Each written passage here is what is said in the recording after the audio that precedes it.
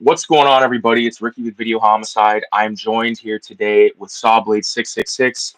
I'll be linking all of his, how to, where to find him type stuff in the description of this video after the fact, because we are live in this. How's it going, man? Oh, it's going good. It's going good, Ricky. Thanks for having me on, and I appreciate the invite, man. Of course, man. Before we started this, we were just sort of talking about underground publishing and the importance of it still existing to this day. You got to sort of live through a golden era of that. And I want to ask you, were you sending out your own art and getting it into zines and stuff back I then, or did you? I tried to do that. I tried to do that, and whether any of it ended up in anything, I'm not sure. I do the stuff that I do know of was either a couple local things, and that's about it. It's really weird, man. I caught the tail end of that era, really, if you want to get technical about it. And I'm glad I did catch what I was able to get into because you're correct. It was definitely a golden period of just the underground scene in general. Um, Yeah, be it well, mainly with me at that time, it was predominantly music, but right, I was already into other things that made me pay attention to what was going on in zine culture, you know. right, right. Um, so yeah, man, it was a different time, and it's hard to think even now for me to this very day to think of a time without the internet. But Right. communicating with people, we were talking about how the mail system is so fucked and weird and expensive and hard to navigate sometimes through and getting your material out there to people, but on our level. But back then it seemed, maybe because you're longer or younger, a month or 2 weeks seems like ancient history, or I mean, it seems to take forever. I remember waiting months for people's stuff, and Mhm. so it was really no different then, I guess, but it was way, way, way cheaper. Right, right. People Yeah, would save definitely. stamps. You would send stamps and trades. It was, but yeah, to answer your question, man, it's hard for me to think of a time when there wasn't internet, man, because you're in your room, you're not talking to anybody else like-minded unless you write to them, you Yeah. know, and Hmm. you get somebody's handwriting that you can't quite read. You stroke. There's all these things Yeah. that play into it. So the letter writing aspect of it, man, that was you had to want to do that. Right. Yeah, Th- yeah, Yeah. I think you know when when you look at it now, it's so easy to discover stuff that you're interested in. It's like if you make an Instagram account and follow a few things, you're going to be just immersed in all kinds of stuff. And I think what happens with, print media versus digital, like if I handed you a drawing, you're going to look at it and be like, "Oh fuck," or you're going to say, right. "Oh, this sucks." But with online, it's so easy to just go past everything. You don't really get to appreciate I don't think you'd appreciate it as much as you can if you're seeing it in person. You know what I'm saying? I tried to explain that to a friend yesterday who I grew up with, that he likes to draw, and his life kind of went in a different direction. I kind of stayed Right. the same in a lot of aspects, especially with the shit I like. Right. So I think with him, I was trying to get him to see that man, you know, yeah, that's great online, but you can really appreciate it more if you get to see the original. Yeah. And even when you show somebody an original, sometimes just because I think that instant gratification and constantly seeing things online, it's almost, people are not understanding that experience because of that. And even when you Yeah. show them, it's almost like not as impactful. I mean, I guess it depends on the person too, what you're showing them. But man, Yeah. yeah, you're right. It gets lost in translation sometimes. Like, you look at something online, it's definitely not the same. Yeah. It's more so the same. I'm discovering. We used to say, man, I'm looking at this Frazetta painting in this book. I wish I could see the painting in person. It would be so much better. I think now the Mhm. book, seeing it in the book, is better than seeing it online. You Yeah. know, Hmm. but that's just it's all opinion and subjective, of course. And Yeah. like what we were saying earlier, digital media and the internet in general, man, it's beautiful. We got to meet. You get to Yeah. meet like-minded people and exchange ideas instantly, but it doesn't take away from the fact that, man, when you see that original piece of art or just a printed page, I think there's Hmm. something that registers differently when you consume it. Yeah. And like I'm a big fan of like process, like of a drawing, like the construction of a drawing, and that's what I like about watching you draw because like I said when you were doing that Terror Rat chat the other night on Instagram, when I said the texture of all like the metal and like the hair, all that stuff, like I love to see that come together. So when you started to make those fucking live streams and you like with your brother, Cartoon Ryan, like making the you know overviews of like books and stuff like that, it's cool because you get to see your creation and the people that you are interested in or inspired by. You know what I mean? One Right. video comes to mind. You guys did a book. I don't remember what it was called, and I don't remember the name of the band, but it was by a guy that was in a band that designed all of his own like artwork. And there was like a lot of almost like the bottom of Terror Rat. Like there was some stuff that kind of looked like that, very Hmm. machiny. Right. I said, I don't remember the name of it, but there was some other stuff. There was that Simon Beasley book. There was Right. um fuck, what the hell's his name? The guy that did oh boy, now I'm looking like a fucking ass. But No, it's anyways, all good.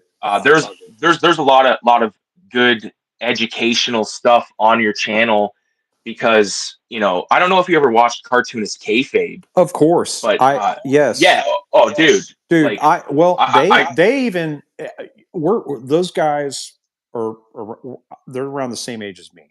I'm probably a little right, older than them, right, but where they're coming from is where I come from as far as hmm comics are concerned.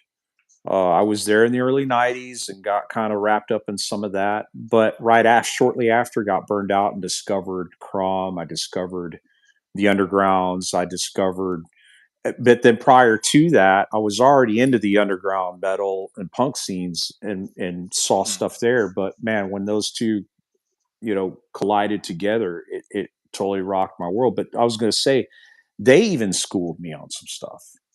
There's a oh lot yeah, of stuff they were preaching that I was already, yes, behind. But then they hmm opened my eyes to other ways. They got into things that I always wondered how they were done, and with the aspect of making things like you're talking about the whole process. I mean, there's a lot of things they covered that I didn't know about because they're professionals in the yeah, comic world. I never got to that level professionally in the comics world industry. hmm Um, I submitted stuff, but I'm kind of glad I didn't because it brought me to this point, and I'm really happy with where things are at. And I think that right, it would have affected maybe my viewpoints or artwork if it went a different direction. But yeah, dude, you're correct, man, and I totally agree. What they brought to the yeah, table is priceless, and I'm glad it's still up for future generations to check out. Because man, and it's yeah, because unfortunate how things ended up with that, man. I'm still sad to yeah, this day. I'm still oh fucking sad yeah. to this day, dude. Well, dude, I compared it to like losing my morning cup of coffee. I don't drink coffee, but like every morning I would watch whatever was uploaded, even if I didn't give a fuck about it. I just wanted to hear those guys like ramble and rant about comics and stuff because it's different. Like talking to people that like art versus people that make art, it's different conversations. You know what I mean? And like being Yes, able to sort of ease trough on that stuff was just a wealth of like knowledge, and it really is a absolutely. bummer.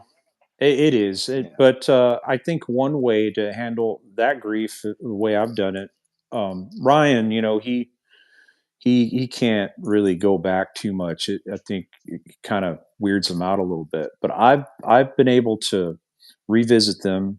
And it's still hard because I think of what happened. I see Ed, and it's like, damn, that really Yeah. sucks. We Yeah. missed such a huge loss to this community. Mhm. But Yeah. at the same time, I'm appreciative because I'm going back and I'm consuming things that either, well, I'm not too interested in that. I'll skip it and wait till there's something that is interesting. I'm going back and listening to all the stuff that maybe I missed, because Yeah. there's still a shit ton of stuff on there to go back and Dude, look at that you missed tons. maybe. So Mhm. that's the way I've been kind of coping with it. It's almost like hearing a new episode if you hadn't heard it before, or Yeah. maybe revisiting Yeah. one you really like and remembering, some information you'd forgot, or I don't know. But Yeah. yeah, tragic, but also Yeah. still rewarding. It's Yeah. still, I'm still grateful for what they did. And, like, Yeah. I think one of the best things that they did on that channel was all the interviews with all the different fucking creators, and like being able No to, like, one's done There's that, a Tim Vigil and dude. fucking Pete Bag. Like, oh man. Dude, no one before them's done that. They No. they've they put that together. They made that happen.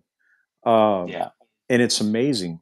I mean, all the way from Tim Vigil to industry giants like um, uh, Peter Chung or Chang. I can't remember the Eon Aeon Flux Flux guy. guy. I mean, Yes. they're covering a wide range of professionals on all different levels of notoriety. I mean, you've got Yeah. a huge. I mean, Jeff Darrow, Todd McFarlane. I mean, just heavy Yeah. hitters. Yeah. Like, It's just Jeff Darrow became like a regular on the show for a while. He was doing all those look throughs and stuff, and like David Cho is another one David that Cho. was like, and I really like David Cho. I find him very interesting. I know that people have their opinions on everybody, but I like that guy's art. I'm a fan of graffiti, and His it's crazy. mindset and viewpoint towards life and what he does is what I take in, even Right? more so than his art. Yeah. Because that, man, is a recipe for it doesn't matter what you're trying to do. Hmm. I put that behind everything I do, and man, it Yeah. works. That's Awesome. why that guy is who he is. Hmm. For sure, Yeah. man. Uh, I think that, like, the way that guy's life has been documented in, like, those thumbs up documentaries, like where they go across the fucking country, all that stuff to me is just another way of, like, watching process. You know what I'm saying? Like the same thing with watching people draw and stuff. Like, I don't think that there's, like, any shortage of people drawing online, but there's a shortage of No, people no. that are tolerable to watch, or people you're interested in. You know what I mean? Because if you're just watching someone draw and no one's saying anything, it's kind of fucking, this is fucked. You know what I mean? But if you got Yeah. someone that can keep you engaged and draw something dope, it's like you found a good TV show in a way. If that makes sense. And that's funny you mentioned that because I'm always mindful and hopeful that, man, I'm kind of been quiet. It's just it's hard. It's like, the whole walking and chewing gum thing. You got to be able to coordinate. uh, what, being mindful of what you're doing on paper, making it somewhat. Because I got to be honest, when I'm not online, no, I'm not talking to anybody, or even on the phone, man, I'm zeroed in, Hmm. and the best work's going to come out because I'm Yeah. so focused. A lot of my stuff requires all my attention. But if I'm Yeah. doodling and doing something that's not half-assed, but I know I can kind of go on autopilot, I'll or I'm at a drawing where I'm at a point where I've got all the hard stuff out of the way, and I can kind Right. of just go on autopilot and engage with people. That's where the fun is, you know. And Well, I'm glad you did a you. great job that other night, the Terror Rat Thanks, one, man. man. That was good. Like, the Thanks. whole time you were talking, and, like, as soon as I seen you were on, I was like, "Fuck, man, I'm joining this," and that's why I started that drawing that night. Awesome. I remember I love it. I was like, "I'm drawing the Terror Rat." I say, "You're like, do it, fuck, man, Oh, it's a good dude, time." I love it. And that's probably where I'll be. I don't know if you're aware, we had to kind of take a break from the channel due to some personal stuff happening right now. Ryan's really busy with his work, and we're just trying to Right. play catch up and just personal life stuff. And Yeah, man. it also allows me time to get caught up with the comic end of things, and I'm really pushing towards that, towards more comics and publishing versus illustration. Right. So it's we're gonna still be here. We're just kind of restructuring things.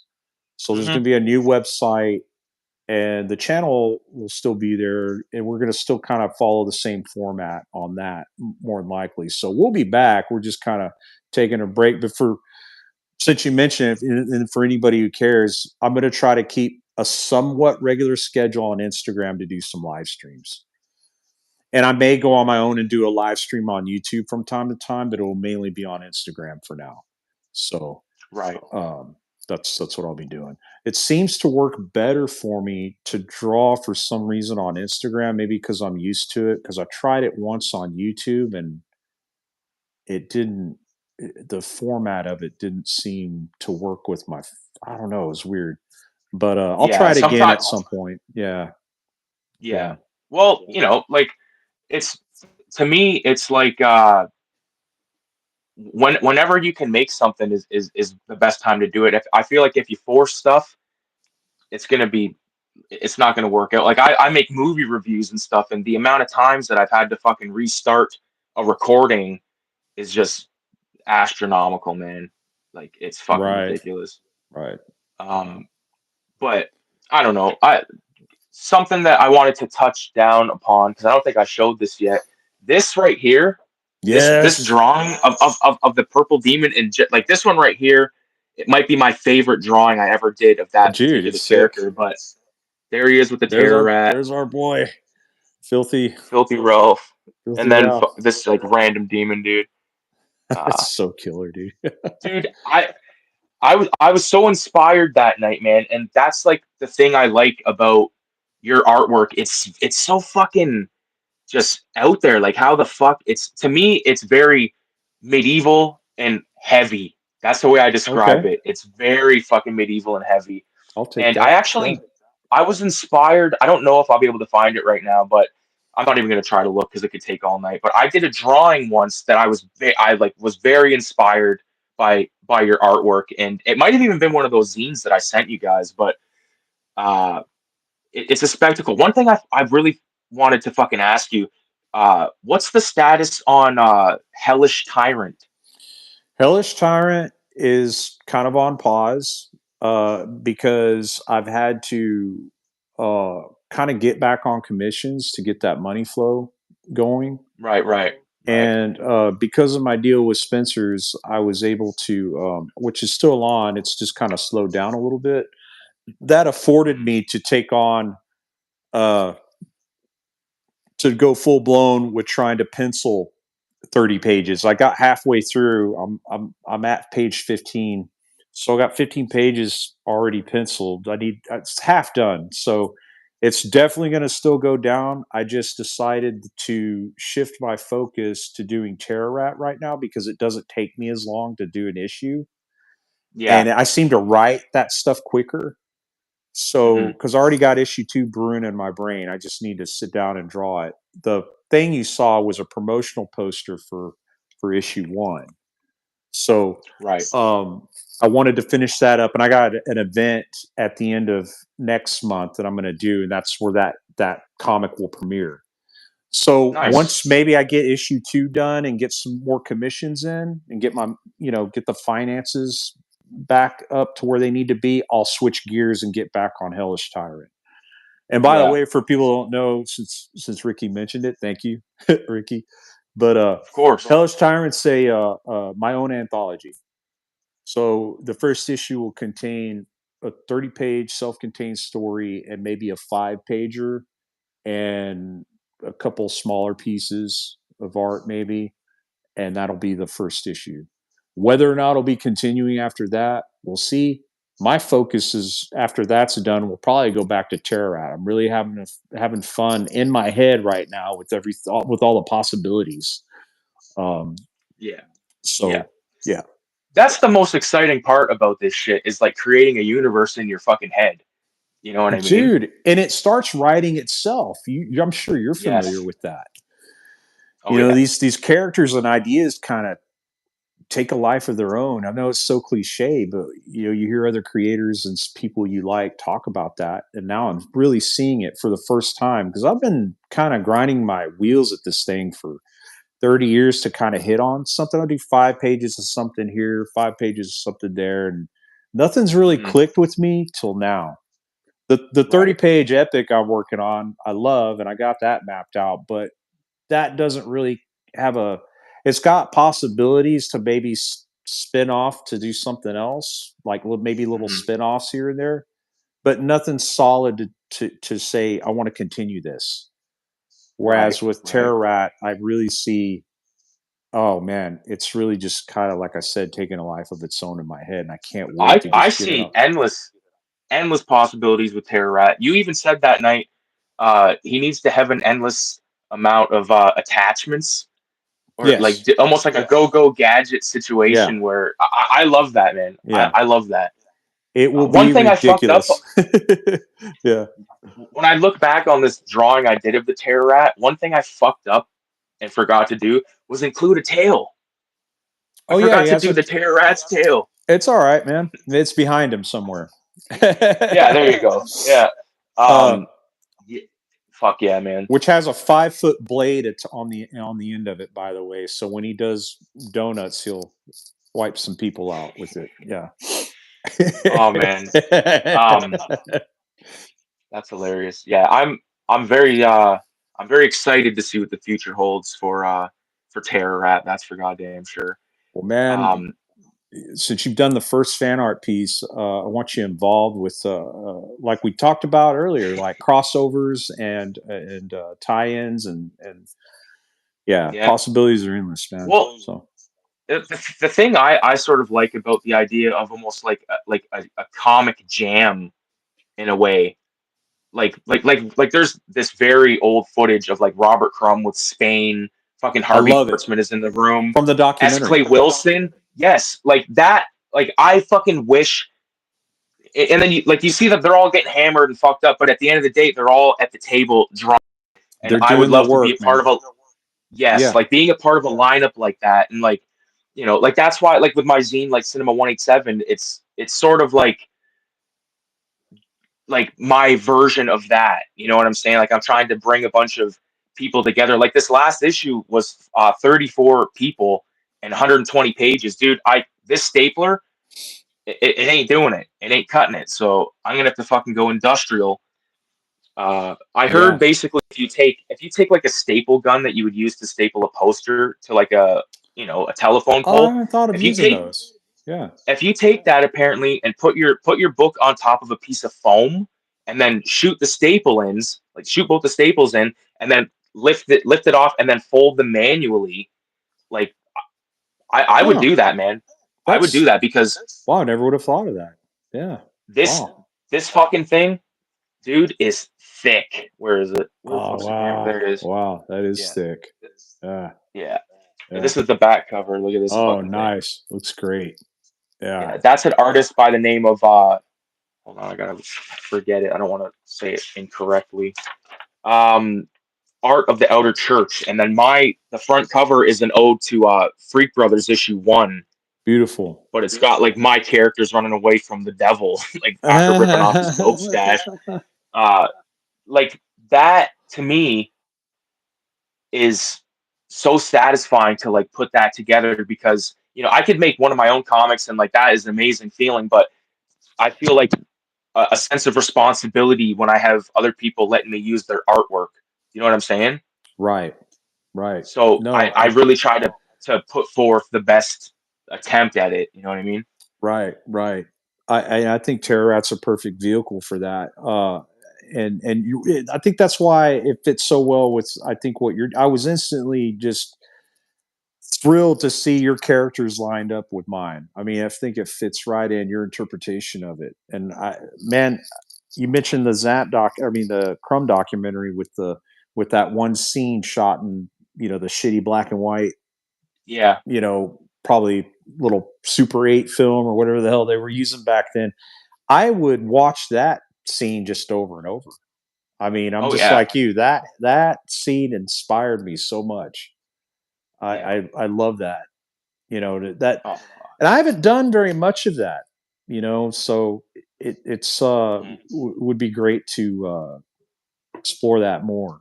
You know, Yeah. yeah, It definitely would. But the thing is, we're lucky in a way because we get to have these chats through the power of the fucking magical internet, however the fuck it even works. sure, Because if it wasn't for the computer and Instagram, all that stuff, there'd be so many lost connections and so many, uh, so much art not being able to be shown because, like, not everybody in the world that makes art posts it online. You know what I mean? right, But the people that do get to meet and, like, talk to their buddies and make these connections, be able to make these zines and comics and stuff like that. It's quite a it's a good time, I think, to be in this type of field, if absolutely. that makes sense. Yeah. How long have you been a maker of zines and comics and just art I in general? How did you get your that spark that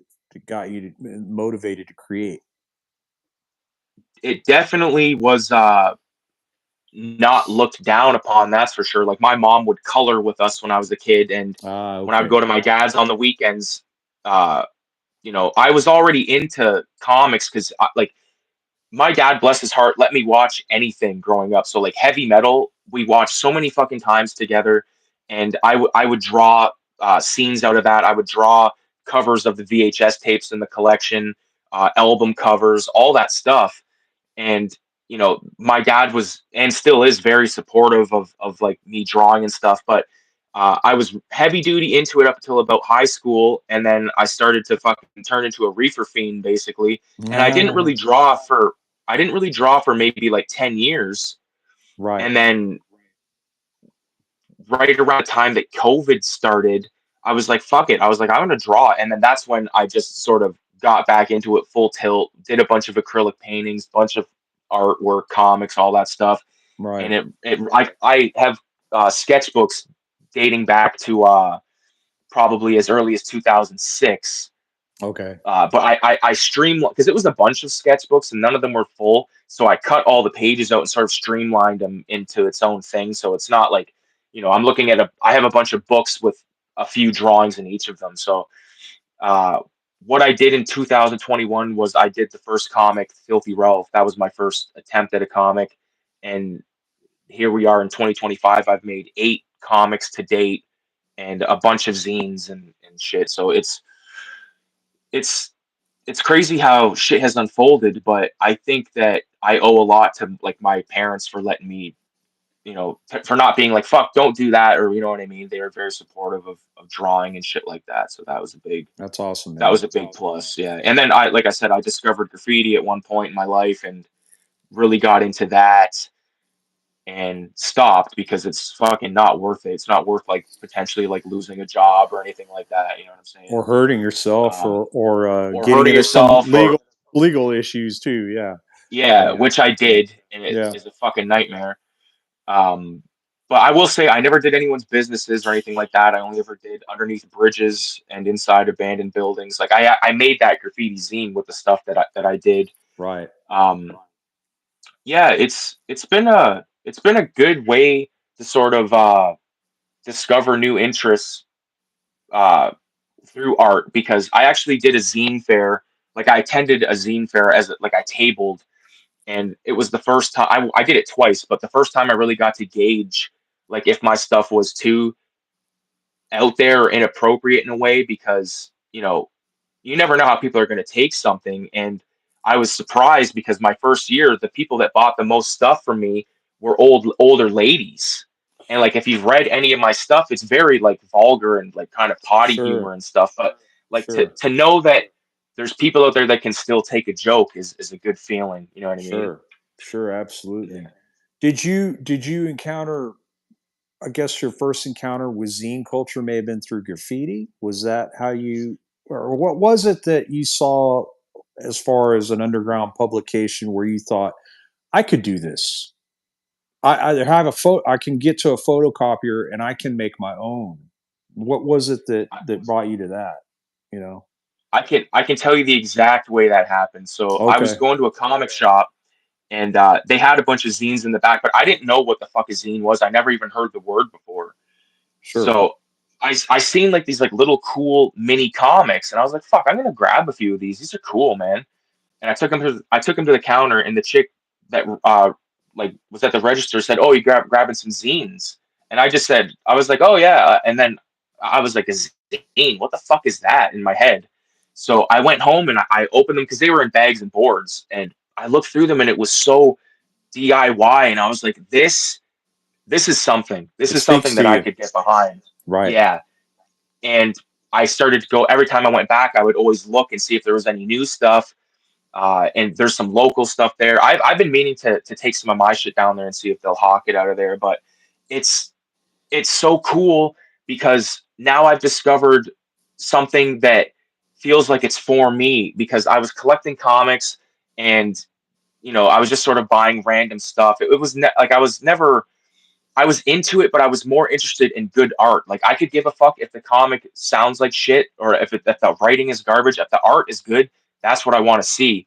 So from buying those zines, and it sort of happened subconsciously where I made my own fanzines where I was using clips from movies and other people's artwork and stuff like that. No one's permission, obviously. It was just a bunch of fucking random stuff, and I did like 3 issues of that. And I said, why don't I try to do this with my own stuff? And that's what sort of uh, led into me making a zine where at one point, I did an article about how to bootleg stuff from Netflix onto a VHS tape using an Xbox 360. And Amazing. it was fun. Amazing. Like Uh, that was the first one I made that was 100% by me and like no one right. else's artwork and stuff. Uh, Awesome. you know, it became like this very good, almost like therapeutic thing because when you make these zines and like we said earlier, like when you first open it, it's a feeling you can't describe.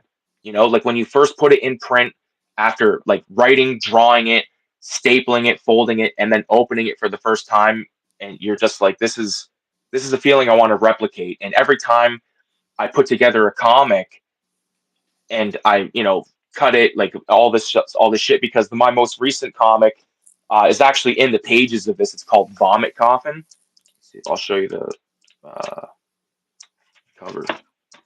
So it's basically this is the cover. Nice. It's Nice. 36 fucking pages. It's my most ambitious thing. It's a ripoff of Evil Dead, That's where great. Filthy Ralph and his buddies they end up fucking getting mixed up with some demonic shit. I gotta That's show you great. something. Hold on. Um, there's a page in here that I liked so much. Like, the scene in Evil Dead 2 when Henrietta says, someone's in my fruit cellar, someone with a fresh soul. Right. Well, I had to inject like a little bit of like the Filthy Ralph ism in it. So Filthy Ralph comes down the stairs and he finds the guy's pipe. He said, "You dropped your lucky hash pipe, asshole." And then the character bursts out of the ground and says, "Someone's in my fruit cellar, someone with a fresh bowl." And this page, I actually blew up to 11 by 17, and I have it framed. I'm gonna hang it in here too. Nice. Nice. That's It's great, fucking dude. sick, man. That's Yeah, great, dude. it was fun. This was the centerfold for this one. It was like Oh, I love the skull border. That's yeah, great. this is supposed to be Doctor Satan from House of a Thousand Corpses, but he's injecting Ralph with LSD, liquid LSD into his brain. That's funny. That's This is great. the shit this is the shit I love to do, man. I love That's what we to live for, man. That's what we live for. yeah, yeah. It's not But like like we said, any kind of rules or anything. You can just fucking draw whatever you want and fuck what people say, man, or fuck what people think. you don't get anything done if you sit around and worry about those things. Oh man, will people Exactly. like this? Oh man, is this gonna do this or that? Or man, Hmm. just fucking get it done. Yeah, Do it. yeah. The best way to do it is just start it because people ask, oh, how do you make a zine?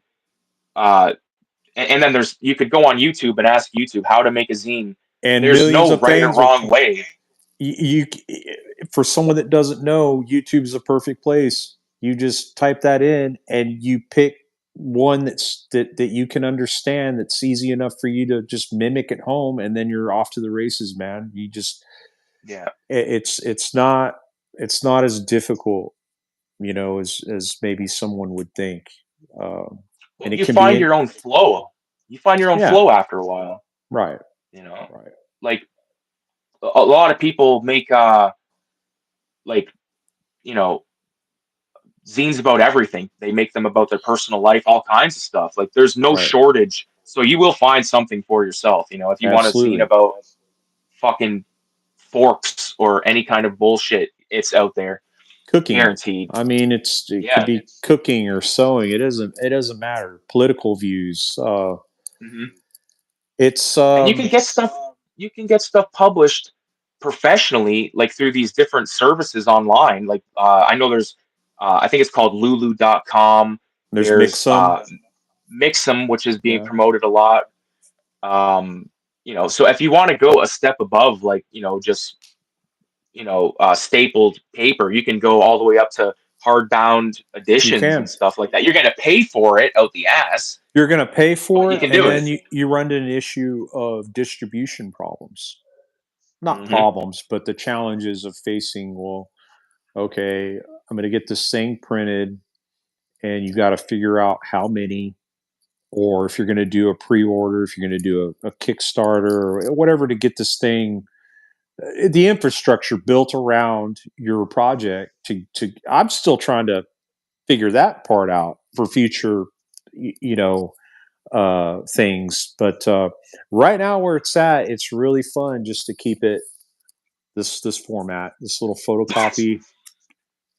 It takes a lot of time, and the money does add up, but just the end result to be able to get in my hands and into somebody else's hands, just the way that you can do it is the Hmm. best way. Whatever you can, just however you can implement getting into people's hands.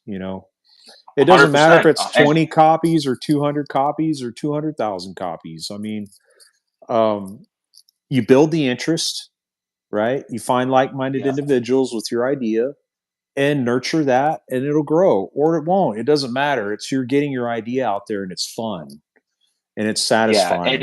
You know, the thing that I like about it the most is knowing that you can get your stuff out into other people's collections. Like there's people all over the place that have like a Filthy Ralph comic. They got into it for absolutely. like the Cinema 187, but I was just throw the Filthy Ralph comic in there just to get it out there. And people say this is out of control. This is fucking funny. And I love that. I love knowing that like you have these fucking things. There's people in Italy. There's contributors from Norway, Finland, and all that. It's all over the place, and that is one of the most exciting parts of this shit for me, man. Like knowing that no matter what, now like there's always going to be a copy out there somewhere. You know what I'm 100 saying? 100% agree.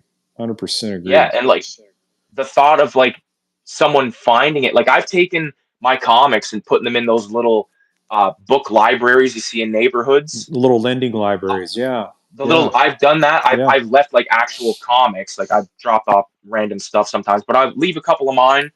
I've even done it up like in Algonquin Park area, which is like 5 hours up north from where I am. It's like the total sticks, like bear country and shit. Wow. But like they have those lending libraries, and I'd be fuck. I'm pulling the car over, fucking toss one in there, take Amazing. off. Like hopefully no one comes out with a shotgun. Fuck, what are you putting in my like? Because they Uh, could be like fucking total religious nuts. And I got sure. like this comic about I once labeled him a undead cannibal rapist, and Oh, wow. I changed the title. I changed the title of that comic because Touchy when I was word. inking the cover, Yeah. yes, Yeah. very. Yeah. But when I was making that cover and I seen it, I said this is a step that I can't even like I don't want to put any sort of fucked up material out there. You know what I mean? Like it's already fucked up, but I don't want to. Yeah. The front cover doesn't need to be like a punch in your fucking face. You know what I'm Right. saying? Yeah. Um, One thing that I wanted to ask you. Hold on a second. Sure. I've got my computer here. Do you have like a collection of sketchbooks? And if so, how do you like curate them? Well, I there are okay, it's weird. I'm weird with sketchbooks. I have about four, maybe, yeah, five, I think, five that I kind of rotated for the past eight, no, 10 years plus. I don't know for sure how long, but and some of them are not even quite 2 3 pages in. Some of Hmm. them are more than others. Some might be almost halfway. I'm very bad at keeping a sketchbook. I want to be better. Right. I don't. Okay. I think it's very good if you can do it. I don't think it's necessary if you're a creator of things. I get all my ideas on scrap pieces of paper, which might be dumb, but it's just how I think. If I keep a pile of scratch paper next to me. When I say scratch paper, just copy paper. I'm jotting Yeah. Yeah. down notes. I'm doing doodles. I'm designing on these sheets of separate paper, which would be better to keep in a sketchbook, or I'll have a specific sketchbook for a certain idea. But it doesn't ever work out. I get the Right. idea and then I go to my board to create it. Uh-huh. That's my version of a sketchbook. I wish that I was Yeah. better about it and more organized and prolific in sketchbooks, but I'm not. I do have the Right. five that I plan to keep and use, but some of them may remain mostly empty by the time I fucking kick the bucket. So who knows? But Right. the intent is there, and Right. I think it's a good thing. But if you can do it, great. If you can't, don't beat yourself up. Just do your art. However you Yeah.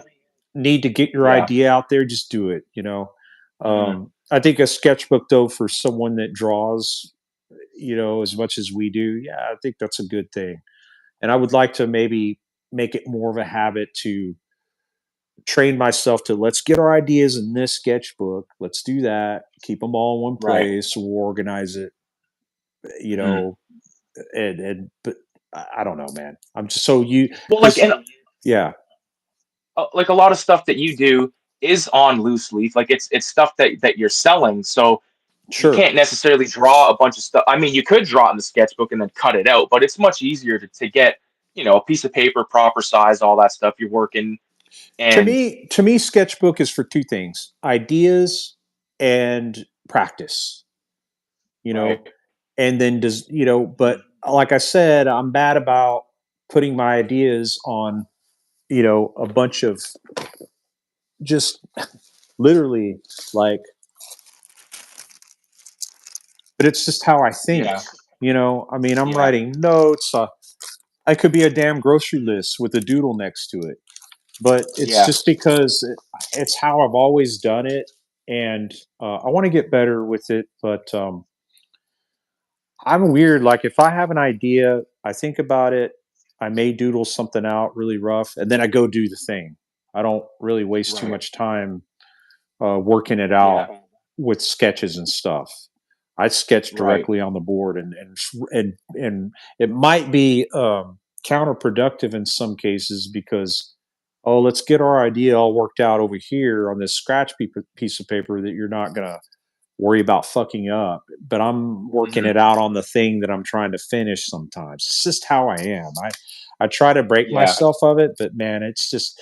But then again, it's probably good not to fight too much of what's natural because the Hmm. end result, if you're happy with it, that's what it took to get there, right? So Exactly. whatever, man. And again, it goes back to zine making. There's no rules. There's no rules in Hmm. art, man. You do it. You do it how what Speak. feels good. Like That's totally. I got something to go off of that. So I planned this drawing that I want to do. It's a bigger drawing, and it's inspired by The Godfather. The scene where Michael Corleone shoots Salasso and McCluskey in the restaurant. right. And what I want to do is I printed these off. these are the newspapers from The Godfather that you like see on the screen.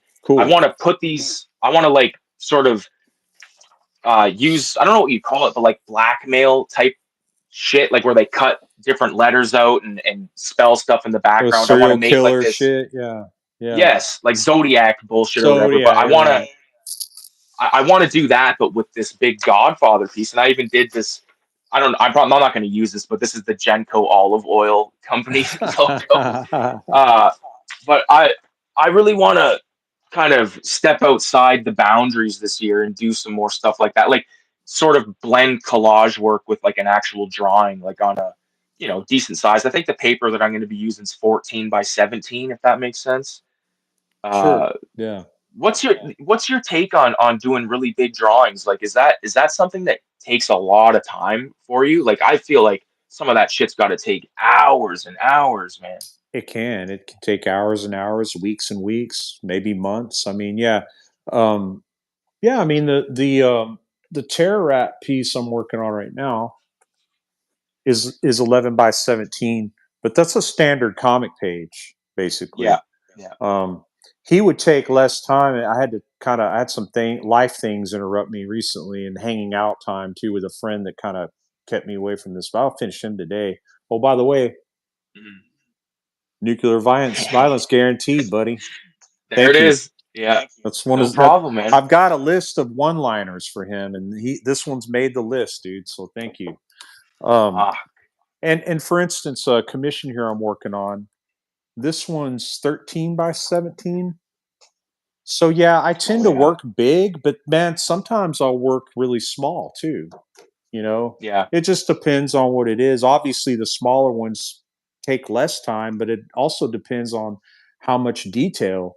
I can get really super detailed. That fucker take me 2 weeks because I'm just yeah, really picking it out and fiddling with it. But a lot of the times, the doodles I do on live streams, like on the YouTube channel, that's just for, it's quick, kind of not really putting too much thought or effort. It's just to kind of, get something down to entertain and talk right, and stuff. But yeah, yeah, the big ones can take a while, man. Um, yeah. Because I yeah. I've done some stuff that where there was a lot of fucking stippling, and I think of your work, and I'm thinking, man, like, do you ever have to like seriously take a break, like on the wrist Absolutely, sometimes, yeah. man? Yeah, you'll fuck your Yeah, shit up. Yeah, there's stretches I do, and I do finger exercises, and you know, there you could stretch your wrist, and I kind of take breaks. I get up and do something else for a little bit. But right. yeah, it can. You can. At one point in my life, dude, I thought I was, I thought I was getting carpal tunnel syndrome or something. But Uh, after I was mindful of it, it stopped. But dude, right. literally, like I was going to like hold a pen. This was like back in probably '05 ish, '06. I don't know. I was holding a pen and my hand would just automatically open. I'd drop the pen. I could not Uh, keep my hand closed. It would just open automatically. I was like, wow. holy shit, did I fuck my shit up?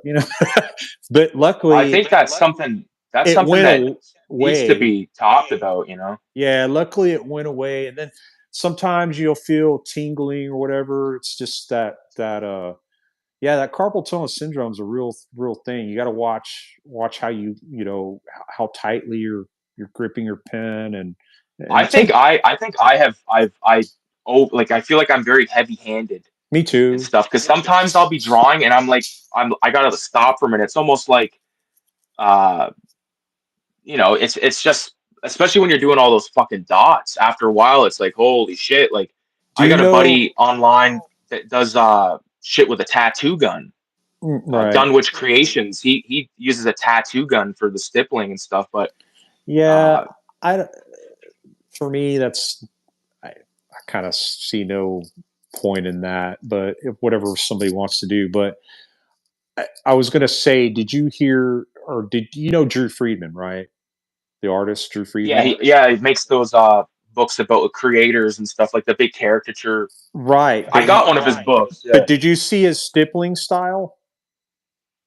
Oh yes. Before Oh he did yes. paintings, he was doing stippling, and he said that Robert Crumb said, "Hey, man, you might want to watch that. You'll fuck your eyes and hand up. Be careful with that." And then Hmm. eventually, I think he stopped just because it was so time consuming. The Right. way I handle it, here's my thoughts on stippling. It's a beautiful technique. There's nothing else like it, and to me, it's the Right. only one right now in inking programs that they can't really duplicate that. No. You can't sit there with your fake pen. It doesn't look the same, and then you can't sit there and, like what I've seen other people do several and then duplicate them. That doesn't Right. look right Right. either. No. Or take No. how they have different brushes have like patterns that look like stippling, but it's a beautiful technique, and it creates a certain look that's all its own. Yeah. I love it, but the way I've handled it now is like I use it if there's the intent of I'm going to do this piece all stippling. I kind of be mindful of how big it is and when I can Right. realistically finish it. But in most Hmm. cases, it's in chunks. I don't do, you know what I mean? I know I can finish like a chunk of it like this versus, Yeah.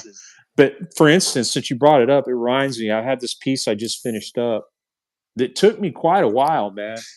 This is all stippling, dude. Wow. And it took, but I needed to like not work on this every day. It was just Hmm. here and there. And I kept a schedule up. Okay, it's time to work on this thing this week, Right. or every other day or once a week or something, just kind of sporadically here and there. It ended up being like, oh no, a couple hours like once a week. But I finally got it done. But man, bigger than this, it gets ridiculous. You know, Yeah. it looks Yeah. great, but I tend to find it more impactful when you mix it with line work. Yeah. You mix it with your cross hatching. And here's another one, like kind of reverse stippling, where I did white dots and then mixed with the Right. lines. I think it just gives it a good textured variety, But That's amazing, by the way. oh, Like, thanks, man. holy fuck, man. Oh man, like Yeah, that's man. the type of shit that makes me call it like what did I say? Medieval and heavy. Like Okay, cool. I'll take that. it's yeah. Hopefully, I Um can get a little cyberpunk feel in there too sometimes because I'm yes, totally yes. down with Well, that. Yeah, the terror rat is cyberpunk. He's got all the fucking way, hoses and shit coming all out the of him. way, man, all the And way. like the thing is with your drawing, the poster art, that fucking thing looks functional. Like the mechanics of it, like it's like that. I wouldn't argue with My that. It buddy was works. like, "Did you reference stuff for the machinery?" I'm like, "No, I just drew it." So Yeah. yeah, Well, fuck, dude, I was like looking at it when you were streaming because that's when I was like doing the pencils, and I was like, this fucking guy, he's like a engineer over here making this fucking shit, dude. Even like I was trying to make it make sense on my version of it, and I well, was like, no, that's as much as I can do, man. it I looks don't know, great though. I love it. I love it. It looks great. You know. man. Yeah, I like the way, but also I mentioned this. It might have actually been in your fucking stream the other night. But you were talking about ink, and I was like, yeah, ink is good because then you can save your markers and stuff. Well, I don't have any fucking ink right now, so all the background is Sharpie, Hey, but it man, does the job, man. it does a It job. does the job, Whatever to get the job done, that's what you do. So it looks and great. that's Yeah. the thing because when I was like when we were talking about doing this, I was thinking like, okay, I don't want this to be like I don't want it to come off as like asking you a million questions about shit that doesn't really matter. Because if I could say to you, hey man, what pen do you use? What pencil do you use? You could use one from the dollar store, or you could use one from a high end art shop, and you can make it work. That's what people like us do. Like we make shit work with whatever the fuck we got. You know what I'm Whatever saying? makes a mark on Uh, paper that you like, go for that. exactly, And it doesn't exactly. matter. People do crazy shit with fucking kids markers and crayons and shit. Like Dude, you could do stuff, ballpoint, man. you could take a ballpoint. I've told somebody recently online, I think somebody asked me a question. I was like, you could literally take a ballpoint pen and copy paper, and you got a zine, man. Yep. It just because sometimes like when things are rough around the edges when you actually do it, but when you photocopy it, it all comes together, Hmm. and it really it tightens it up. My work is beautiful when it runs off a copier, man. I think. Oh yeah. I don't really Oh need. yeah. I've had more than one person tell me, "Man, this looks so professional, it's so clean, and what did you do to get it?" Man, copier, just photocopy. Yeah. It takes that black Yeah. ink, man. Your splotchy marker or Sharpie or whatever, man. It makes that black. It's kind of like just Yeah. adjusting the levels in a computer. It's Yeah. kind of has that same vibe, man. That white is white and that black is black, man. And it just looks Oh good. yeah. That's why I love black and white artwork. Don't get me wrong, Right. color's great. I love it. I don't really do that much myself, but when it comes down to the meat of my product, whatever I'm doing, my creation, I want that razor sharp fucking black line and that stark white against that field of dots or whatever I'm doing with that image. Oh my god, Hmm. man, dude, I'm getting goosebumps right now just thinking about how I get off to that. I'm still, Yeah. man, why don't you get into painting? Why don't you do this? Why don't you do that? Dude, use this Procreate, dude, to do this and that. Get on the app. No, I'm so obsessed with what I'm doing Yeah. that by fault or gain, I don't know if it helps me Yeah. or hinders me. That's the way it is, and but I think what drives you, you'll get shit done, whatever that Oh is. yeah. Stick to Oh yeah. Well, stick to the guns, man. 100. Yeah. percent And like, it, I think Ed Piskor said it. He said, uh, like the sound of the pen on the paper is half of it for him. And I know what he means when he says that, because when you're drawing, and a lot of times I'll be sitting in here, I have a movie playing beside me, and or I'll have my headphones and music kind of thing, and just looking at the fucking paper, like the line go down on the paper, gives me this undescribable amount of satisfaction. It's so Dude, fucking weird, man. nothing It's repl weird. dude, you say exactly what I think every time I sit down with the just by pencil hitting that page. I love Hmm. the way it feels, it looks, the sound, what Yeah. comes out as I'm thinking, and when things work out, when it's not, even when it's a struggle, I enjoy it. I enjoy the Hmm. process all through, through and through. But Yeah. that feeling, man, that's why I've just never gone to digital. Hey, it's great. It Yeah. has its purposes. I don't. I'm not diminishing the value or I use it. I have my brother help me with that stuff, or it's good Hmm. for editing things. I mean, it has its uses, but when I'm creating something, it's got to be a pencil on that page, man. Yeah. Because at the end of A the 100%. day, I agree. you have a piece of fucking art in your hands that you can Hmm. keep forever. You can sell, you can give away, whatever, man. Yeah. You Yep. can frame it and put it on your fucking wall. It's not Yep. the same as printing it out, unless it's a fucking No. book. Hmm. That's just, I don't know, man. I'm glad you see Oh, you know it's the like mindedness of creators in this, the realm of traditional art that really gets me pumped up, man. This is my thing, and I love talking to somebody else that sees it the same way. oh, Yeah, me too, man. It's yeah, it's great, and it doesn't hurt that like we're both sort of into, I'm sure, horror films and stuff like that. One thing that I never really got into fully up until the last couple of years was getting into metal, listening to ah, metal music. I've always listened to pretty much like 90s hip hop, Eric B and Rakim. sure. The thing is, when I talk to people and I say, yeah, I like rap, I have to fucking quickly make the side statement, like the stuff from the early 90s, Mobb Deep, Wu-Tang Clan, all that Right, stuff. Um, but and my dad's into like punk and heavy metal and all that stuff. But we actually went to a show together. Our first show was like 2 years ago. We went to a punk show. it was a good time. We're actually going to another one in March, but uh, one thing that comes with metal and punk is all of this, you know, like your art, like heavy and medieval and just very The exquisite imagery, and like well, the imagery ties in with the music, and there's very rare. It's rare for other forms of music to be as visual. And I right, think because as a kid, I was already into comics and horror and sci-fi and whatever else that interests me visually. When I discovered that, there was a music form that was showcasing a lot of the imagery that I was already into, and then when you hear it, it fits the visuals, and that's yeah, what drew me in.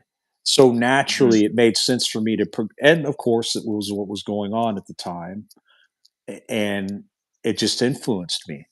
So, yeah, it was part of my, yeah, it was just a soundtrack to my youth that happened to showcase images that I was already into before I was into music. But it's what drew right, me to the music when I got into it. So it's hmm, really weird, and even down to zine culture and photocopying and DIY. I mean, that's very very punk. I mean, hmm, that's how, and underground metal. That's how those subcultures communicated ideas and showcased, um, just what they were into: music yeah, reviews, art, hmm, uh, whatever. Um, yeah. People so just spilling their guts. People they were making a like you said, man. People are doing all fucking kinds of zines. There's a zine for everybody out there, and like again, it's super fucking cheap to make. All it costs is your time, really. You know what I mean? And you costs a could lot of fucking run time. off of It yeah. costs a lot of time, but it's okay. The end result is worth it. It really It's is. totally worth it, man. It's totally worth it. And like I said, because of Instagram and YouTube and stuff, you're able to come across all sorts of really interesting people in terms of creators, and it's a good time. It's a good time to be a part of this and really, one thing I've wanted to do, it is do more things like this, talk to people that are also creators and stuff. Because I talk to like my buddies and stuff like that, but it's cool to talk to you, man, because I feel like you have a wealth of knowledge, and like I'm a big fan of your artwork, and I I remember appreciate that, when I man. first when I first got on YouTube, your account was one of the first accounts that I seen that I was like, what the fuck? Because it's so up my alley. It's almost like when you find something like, you discover like a really good show or like a really good book or movie or whatever. Like I discovered artwork that, again, heavy and medieval, and just felt like it was made by somebody that is into the same stuff as me. You know what I'm saying? And that's Yes, like a big absolutely. part of it, because like we could sit here and talk about art, but you might be a big fan of fucking Evil Dead or whatever the fuck, and we could go off on that. Like there's no just one point of interest, if that makes sense. Right. You know what I mean? Like there's Right. multiple avenues of Absolutely. our interests. Yeah. Absolutely, man. And your attitude about it all is what I love to surround myself with, because more times than not, I see complaints of algorithm and this sucks and that sucks. 10 years ago, when my arm was twisted by coworkers, Daniel, you need to get on Instagram. Daniel, you need to go, until my phone. And prior to that, I was just pressured into getting a smartphone. I get the smartphone. Then 2 years later, Instagram's 2 or 3 years old at that point. I get this phone taken from me and they set me up an account. I'm so grateful now because it opened my eyes to Right. all kinds of other makers and creators and artists, and and and then, oh wow, I can put something that I just finished and showcase it to people instantly. Hmm. Whereas I was always creating, and whether someone saw it or not, or no feedback, I just was creating, and who knows if it would ever get seen. I just did it because that's what I do. Yeah. People take for granted what that is, man, and it Hmm. it created my life, a career. It Yeah. it gave me motivation to, and it's not the end all be all. There's going to be something else, and there may already be. The point is not the platform; it's just the internet. And if you're an artist, it's a Yeah. perfect tool to do this, communicate, to create. Yeah. Exchange ideas and bond a little bit, man. Because when you're in your studio working all day, every Yeah. day, there's a lot of days I don't talk to anybody, man, except for Ugh. my girlfriend online. Yeah. Here and there. She lives in the Hmm. UK, so yeah, I talk to Abby every day online, and but Hmm. as far as any outside communication, yeah, it can get kind of lonely. So man, like when you invite me to on your show to talk about what we love and exchange ideas, man, that's fucking great. That's what this shit's for. Yeah, Stop the man. 100%. complaining. Fucking use it while we can. Like Yeah. Yeah. Well, and that's the yeah, thing. Like you can either use it for good or bad, basically, pretty because much. Yeah, uh, there's a whole lot of people that are like trying to make it and can't be satisfied with like just doing it. You know what I mean? I Like understand the people want. frustration. I get it. Oh yeah, no, I I get it. People want to. yeah. Yeah, Oh, well, I it's go hard. through that It's a myself. touchy. Yeah, Yeah, yeah, it's a touchy thing because like in some cases you're talking about people's livelihood and stuff like that, but you know absolutely. like arguing with like an invisible force essentially. Nobody really wants to like if I got on here and I just like fucking complained for 2 hours, who's gonna want to watch that? You know what I mean? That's why when I come on here, I want to talk about fucking uh art and creating and movies and stuff like that. Like for instance, on Friday night, I had a buddy of mine on and who was fucking hammered, came on hammered, and we got into an argument on the live stream for Oh fuck's sakes. And no. it, dude, I had to make it private because I was like, I don't want this to be like floating around. And like part of it, dude, I was like, what if like you happen to have tuned in that night and you're like, dude, fuck this, I don't want to be a part of this bullshit, fuck this guy. And then all of a sudden, like I told a few people, I was like, oh, Sawblade's coming on my channel, and they're like, oh fuck, no way. And I'm like, fuck, what if now because of that insane bullshit Friday night, motherfuckers like, fuck you, dude, I don't want to be a part of that. Um, It's funny. but it's all good. Yeah, yeah. It's all good, man. It worked out. Um, it worked out good, man. And Yeah, like I yeah. said, I fucking I really enjoy like talking to you, man. Like it's been cool, Yeah, sort of dude. like chatting over the streams and stuff like that. And like even again when you were streaming that terror rat thing the other night, like it was cool because I had my phone like right here, like and I'm watching you fucking draw and stuff, and I'm drawing, and I forget what I watched. It might have been Good, the Bad, and the Ugly or something. I watched Dawn of the Dead last night, but Awesome. Yeah.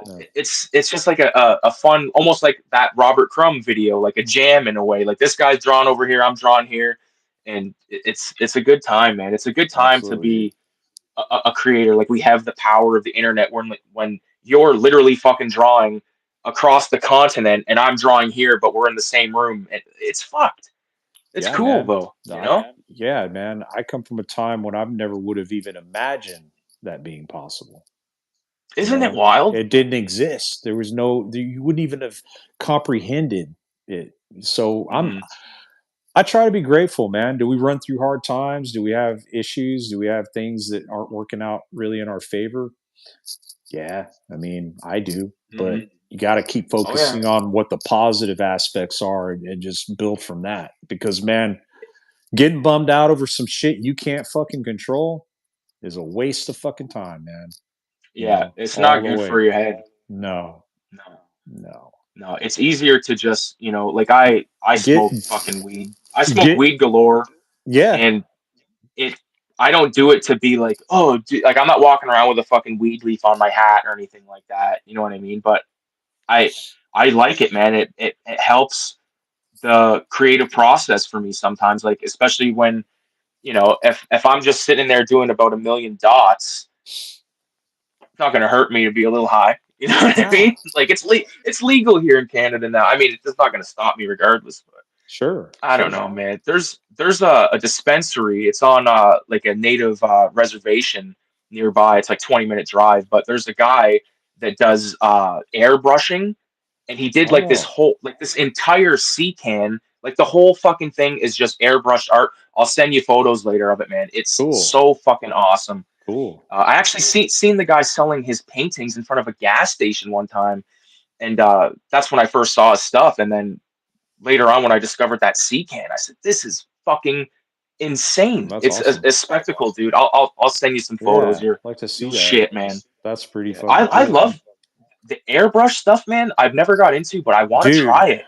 dude, I've had a buddy of mine kind of trying to get me into it, and I've toyed with the idea for years, but you know, it's another thing to learn. You know, it's a learning curve. I try to not dr- take myself away too much from my main mission, but it would be cool to try out because one of my favorite artists is a airbrush guy, and I know you're familiar with him, H.R. Giger.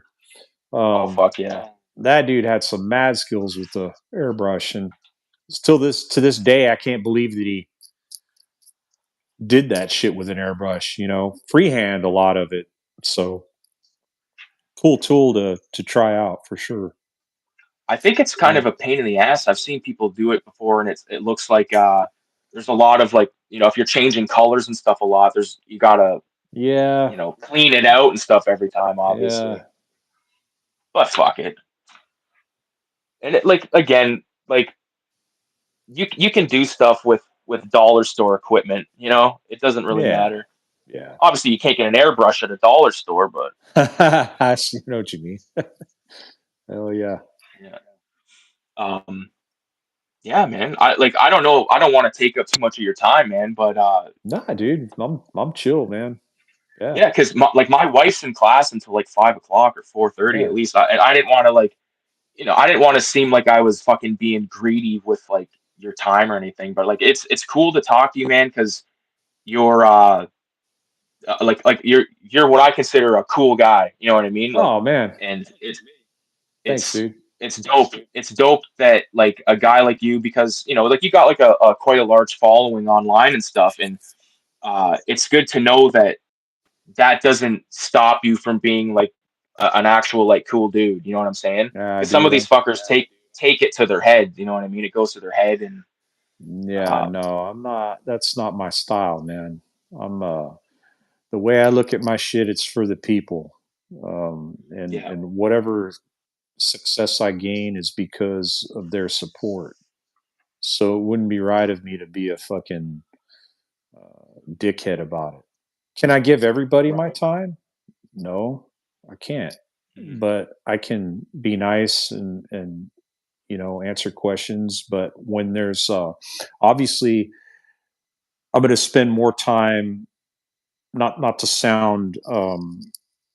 Uh, I don't want it to sound like, oh, fuck this person or that person, but I'm going to spend more time with a fellow creator who I connect with, because at the end of the day, that's kind of part of the mission, man, to grow a community of like-minded individuals and communicate and discuss trade, man, discuss the process, discuss get amped up about creating stuff, because that's what we do. And it only Yeah, benefits the people that enjoy what we create. So um, hmm I want to be as 100%. I want to be as open and available as I can, you know, because hmm uh, as you know, a lot of time has to be spent at that table doing the shit. So 100%. yeah, Yeah, yeah. But dude, I and agree. I'm just grateful that somebody's into to what I do. That's also cool, man. You know. yeah, fuck You yeah, know, man. Well, there's a lot of that's the times you thing, meet because people that like what they do, but they're not cool. They're not friendly. yeah, They're not they're well, Maybe they got a fuck, chip dude. on their Like, shoulder. I don't know. They're yeah. who knows? Well, like one thing, like this is my movie collection beside me here. It's Amazing. fucking out of control. But Right. like, there's a whole section of YouTube where there's a lot of people collecting movies and stuff, but they're doing it like they're not watching the movies. You know what I mean? Like they just want them. And Sure. to me, it's like, what's the point? Like, okay, maybe you're looking at it as an investment, like whatever. I don't know, but I I don't understand buying all this stuff, not watching it, but then acting like you're a fucking expert on the stuff. And there's a lot of Yeah. that happening in there. So that's why I like to, like when I make movie reviews, like I don't make videos of movies I don't like because I don't want to sit there and talk about some shit that I don't like and like shove that down someone's fucking throat. I make videos about movies I love, and I start the video saying, "Oh, this is a movie review slash recommendation because Sure. I think you should check it out." Sure. Uh, but at the end of the day, like you can watch whatever you want. You don't have to watch fuckheads. You don't have to watch people that are gonna complain. Uh, so we're lucky in that sense that there's no one really holding a gun to our head saying, "Watch this fucking cringy bullshit," or "Be a part No. of this fucking toxic community." Like, fuck Right. off, dude. I No. live in the real world, man. I work in a slaughterhouse. Like, fuck off. You know, Yeah. I draw on the side. That's what I do because it's fun as fuck. Yeah. And you know, Absolutely. and like talking about like the digital art and stuff, like there's motherfuckers out there that can do amazing stuff with that, but like you Absolutely. said, at the end of the day, for people like us, we like the fucking pen and ink and the table and all that And it stuff. kind of But goes back to what you're talking about with people's choices on how they collect, what they collect, and what they do with it. How you make art, what you do with it, that's your choice. Whatever floats somebody's boat. I don't care what it is. Do it and try to keep a positive attitude. And it yeah, really is helpful when you don't impede uh, or just the negativity, man. But then yeah, again, if that's your thing, go on, man. I just won't yeah. support it. Well, But and that's the thing. Like we're like I'm not like a religious guy or anything like that, but I do protect my peace and my inner being. You know what I mean? I don't want to sure. have any fucking I don't want to sit there and listen to bullshit. Like or be a part of something that I don't give a fuck about. Not at this point in the game. We all have a I don't want choice, to right? I mean, whatever someone's saying or exactly doing, it's like the old days. Change the channel. A lot of people have a problem exactly with just not doing that. Just go look at something else, man. Why yeah you gotta spend energy complaining about something that somebody else did when you could just be focusing on what you want to do and make that the answer. It's yeah. productive. It's more productive. Oh fuck That's yeah! how I And feel about it. Yeah. you get all kinds of different folks with different strokes or whatever the fuck. Yeah. Different strokes for different folks is what I meant to say. Uh, Yeah. Sure. there's there's so much good that you can look past all the bullshit because, like I said, there's so much good online. There's obviously a lot of fucking toxic bullshit, but if you use Well, it properly, use it as a tool, it's great. sure. It's a I good mean, thing. that's why you'll hardly see me. I mean, I don't. I basically to combat some of that. I get on, I do my thing, and then get off. I don't. I'm not just not on it scrolling all day. I'll look at Right. stuff for a little bit, but man, I find that especially since we're visual, you can really get caught in a rabbit hole, and then it Yeah. doesn't become productive. It's the Right. same thing with looking at a book, or reading. Read a little bit, look, kind of take it in, but I put it down and then go create because it doesn't really help me as a creator to just sit there, scroll all day long, engage in arguments, whatever people do online, or get bummed Yeah. out because you're not liking what you're seeing. Dude, for Yeah. me, just me personally, it doesn't help me. So Yeah. you know, that's why I get on, I get off, or I do something like this. That's Mhm. it, man. I don't engage in any of the fucking drama or exactly. Yeah, like, and that's the thing. Like you said, like you talk, like I basically talk to my wife, and that's it. You say you talk to your chick, and that's it, and that's basically all you need, really. You don't need any. Like you need your art, you need your fucking, you know, companion, whatever the fuck you want to call it, and everyone else that's just sort of in make believe land can fuck off. Yeah, It's not like they're not like uh I don't know. I don't really even know what the fuck I'm trying to say, but it's just do what you want, and everyone else can fuck off, yeah. basically. You get more You done know? that way. You get more done Yeah. when you handle it that way. Yeah.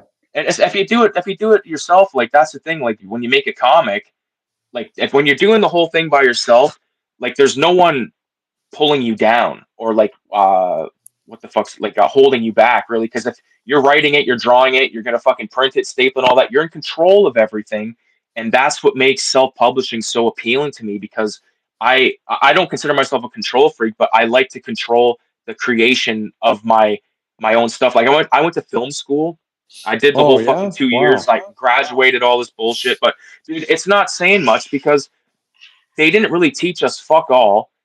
And like every job I had, sort of like like outside of that field, I sort of stumbled upon, like someone else got it for me, and I was like, Right. this is not a feasible fucking way of life. So I said, fuck Right. this, and I got doing security and shit like that at the slaughterhouse for fucking last couple years, 3 years, and it's been good, man, because it's the type of job where you can still think. You know what I mean? You walk around the place, you can think, okay, so I want to plan out this page, like what's the composition going to be? You got a lot of time to think. Like there's times where I do like 6 or 7 rough drafts before I actually start the pencils of a piece. And like earlier, you said I gotta pull these out of the drawer. You said you draw on scrap paper a lot, and check this out, dude. This To get is my ideas going. Yeah. Oh yeah. You do the this is same thing. Yeah. you know what I mean? It's just a bunch of like panels and drawings and writings and like just like all kinds of random shit, like whatever you can think of. Like it's good to keep this stuff, I think, because you never know, you might look back and be like, fuck, there's a stupid little doodle that I want to use, and you might forget about it. So one thing I've started to do is whenever I have an idea for a filthy Ralph piece or anything in that case, is I write it down in my notes on my phone. I have a whole like thing that just says drawings. So I have, because sometimes I'll be sitting there and I'll think of something, and then I won't write it down, and then the next day I'm like, what was I gonna I draw? know. I You hate know? that. Yeah. Yeah. I use the notes thing too on my phone a little bit, but it's typically what you're doing there, the stack of notes, Yeah. and it'll be in reference to whatever is on my table at that time, Hmm. and I keep it close. And then when I don't Yeah. need it anymore and everything's done, I start the cycle over again.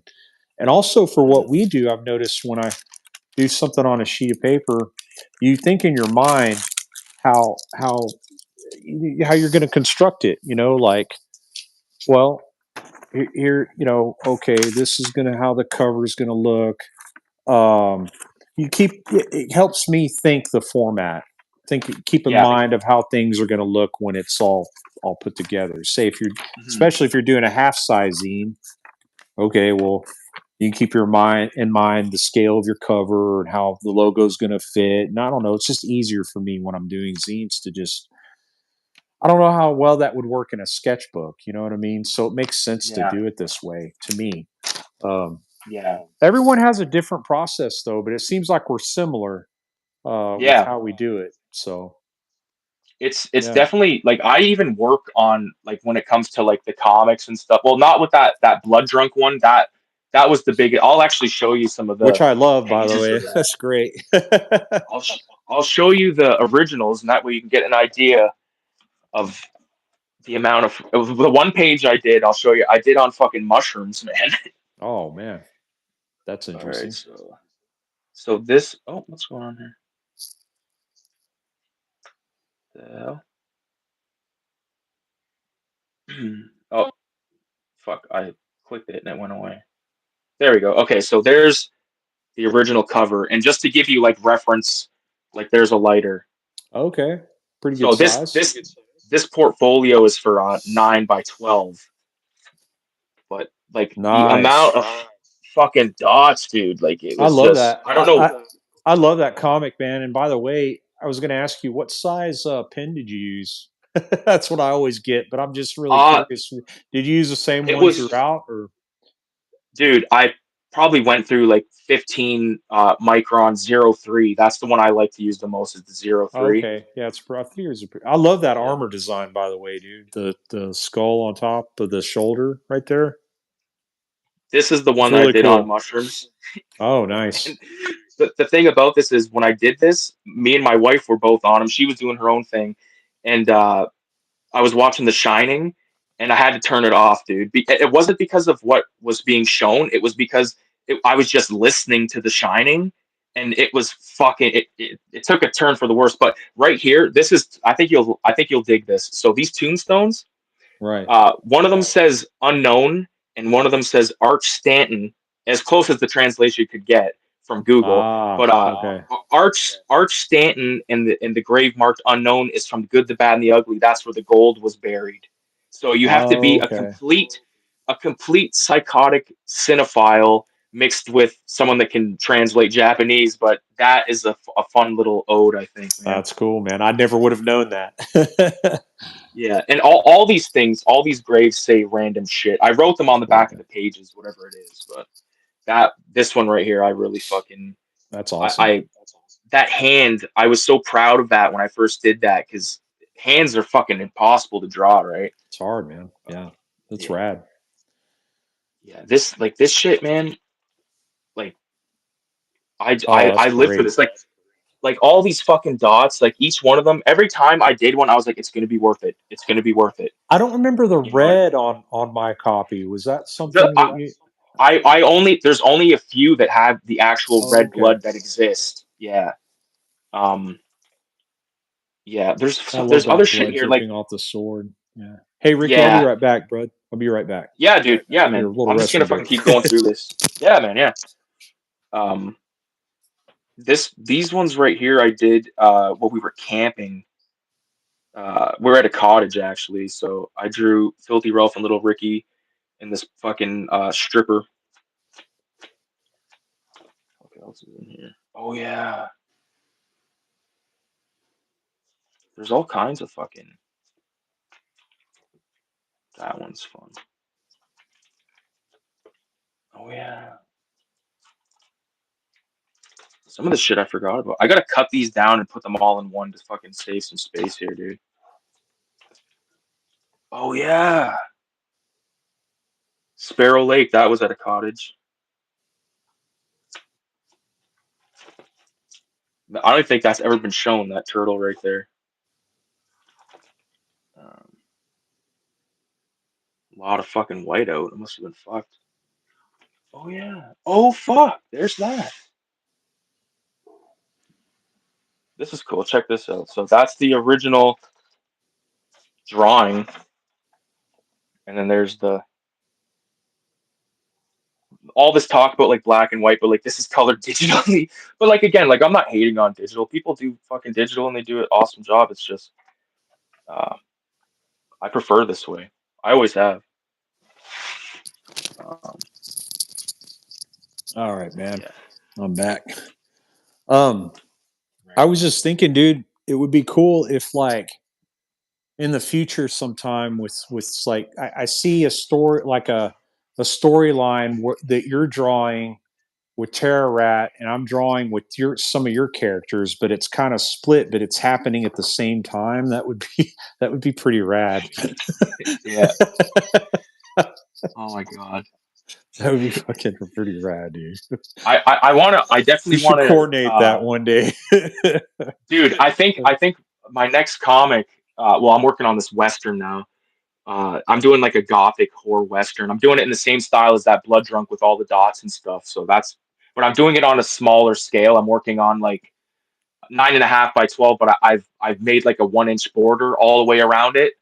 You know what I mean? Right. So it's like less fucking dot work and stuff. Um, but I want to do one where Filthy Ralph is wearing a shirt that says Terror Rat, like Hell almost yeah, like it's like almost like a band shirt. You know what I mean? dude. I Yes, fucking I love shit like that, man. yes. Hell Uh, yeah. yeah, I Y'all got have a so many character wearing a fucking blood drunk shirt. yes, yes, yes, yeah. Crossover things in there. I Yeah. thought just like Filthy Ralph's face with the cigarette dangling out of his mouth. This one guy asked me one time, he's like, "Why is the cigarette dangling out of the mouth?" And I said, "I don't know," because I just think it looks so It's silly. Like I can't trashy. even Yeah. draw. I can't Yeah. draw the guy without drawing the cigarette. You know what No, I mean? Like it's it's a perfect touch. Yeah, has to be there. yeah. I love that you gave Terror Rat a pistol. That's so awesome. I never would have thought of that. Oh yeah. Oh That's yeah. Where the great. fuck is That big hand that? cannon. Yeah. Well, initially when I drew it first, it was fucking a wimpy little, but I had to No, amplify it. Where no, there we that's perfect, dude. Yeah, that's great. Yeah, this is Hell yeah, dude. I like the shades, honestly. Yeah, Because initially I had the Terror Rat with like this kind of like cholo shirt, but I was like, no, and then I attempted to do like the whatever that material is in between the like rib cage it's on like the a version that you plate. do. Yeah, it's like a Right, metal plate. Yeah, yeah. right. But I was like, you know what, fuck it. When in doubt, I usually just black it out. So I think There it you turned go. out good. He's got a No, that's 40 great. ounce Hell yeah, he's 40 ounce partying. of booze. And even on the bat, it says Terror Rat 187. There's like That's a great. fucking a greasy old fly on the bat. Oh my god. Oh I'll fuck, have hold to on, I'll get you show to you do a this. cover at one point, man. I'm trying to get different artists to do covers also for future That'd be issues. awesome. Yeah. Check this out. This is a good example of like process. So like I did this the composition I'm trying to do with like the vulture eating the eyeball out of the skull in front of this church. That church is actually a church that's in my old neighborhood. Like I referenced it, and Awesome. I drew the same thing a bunch of times because I was fucking around with it, and then I ended up doing this like mock-up version, and now here's the trying to show it here Cool. like Cool. the head. Hell So yeah. I'll probably end up inking this. I'll probably tonight, but Nice. that's page one of the Western comic. It's called Rotten Revolver, and I'm stoked on it, dude. Cool. That's Yeah, great.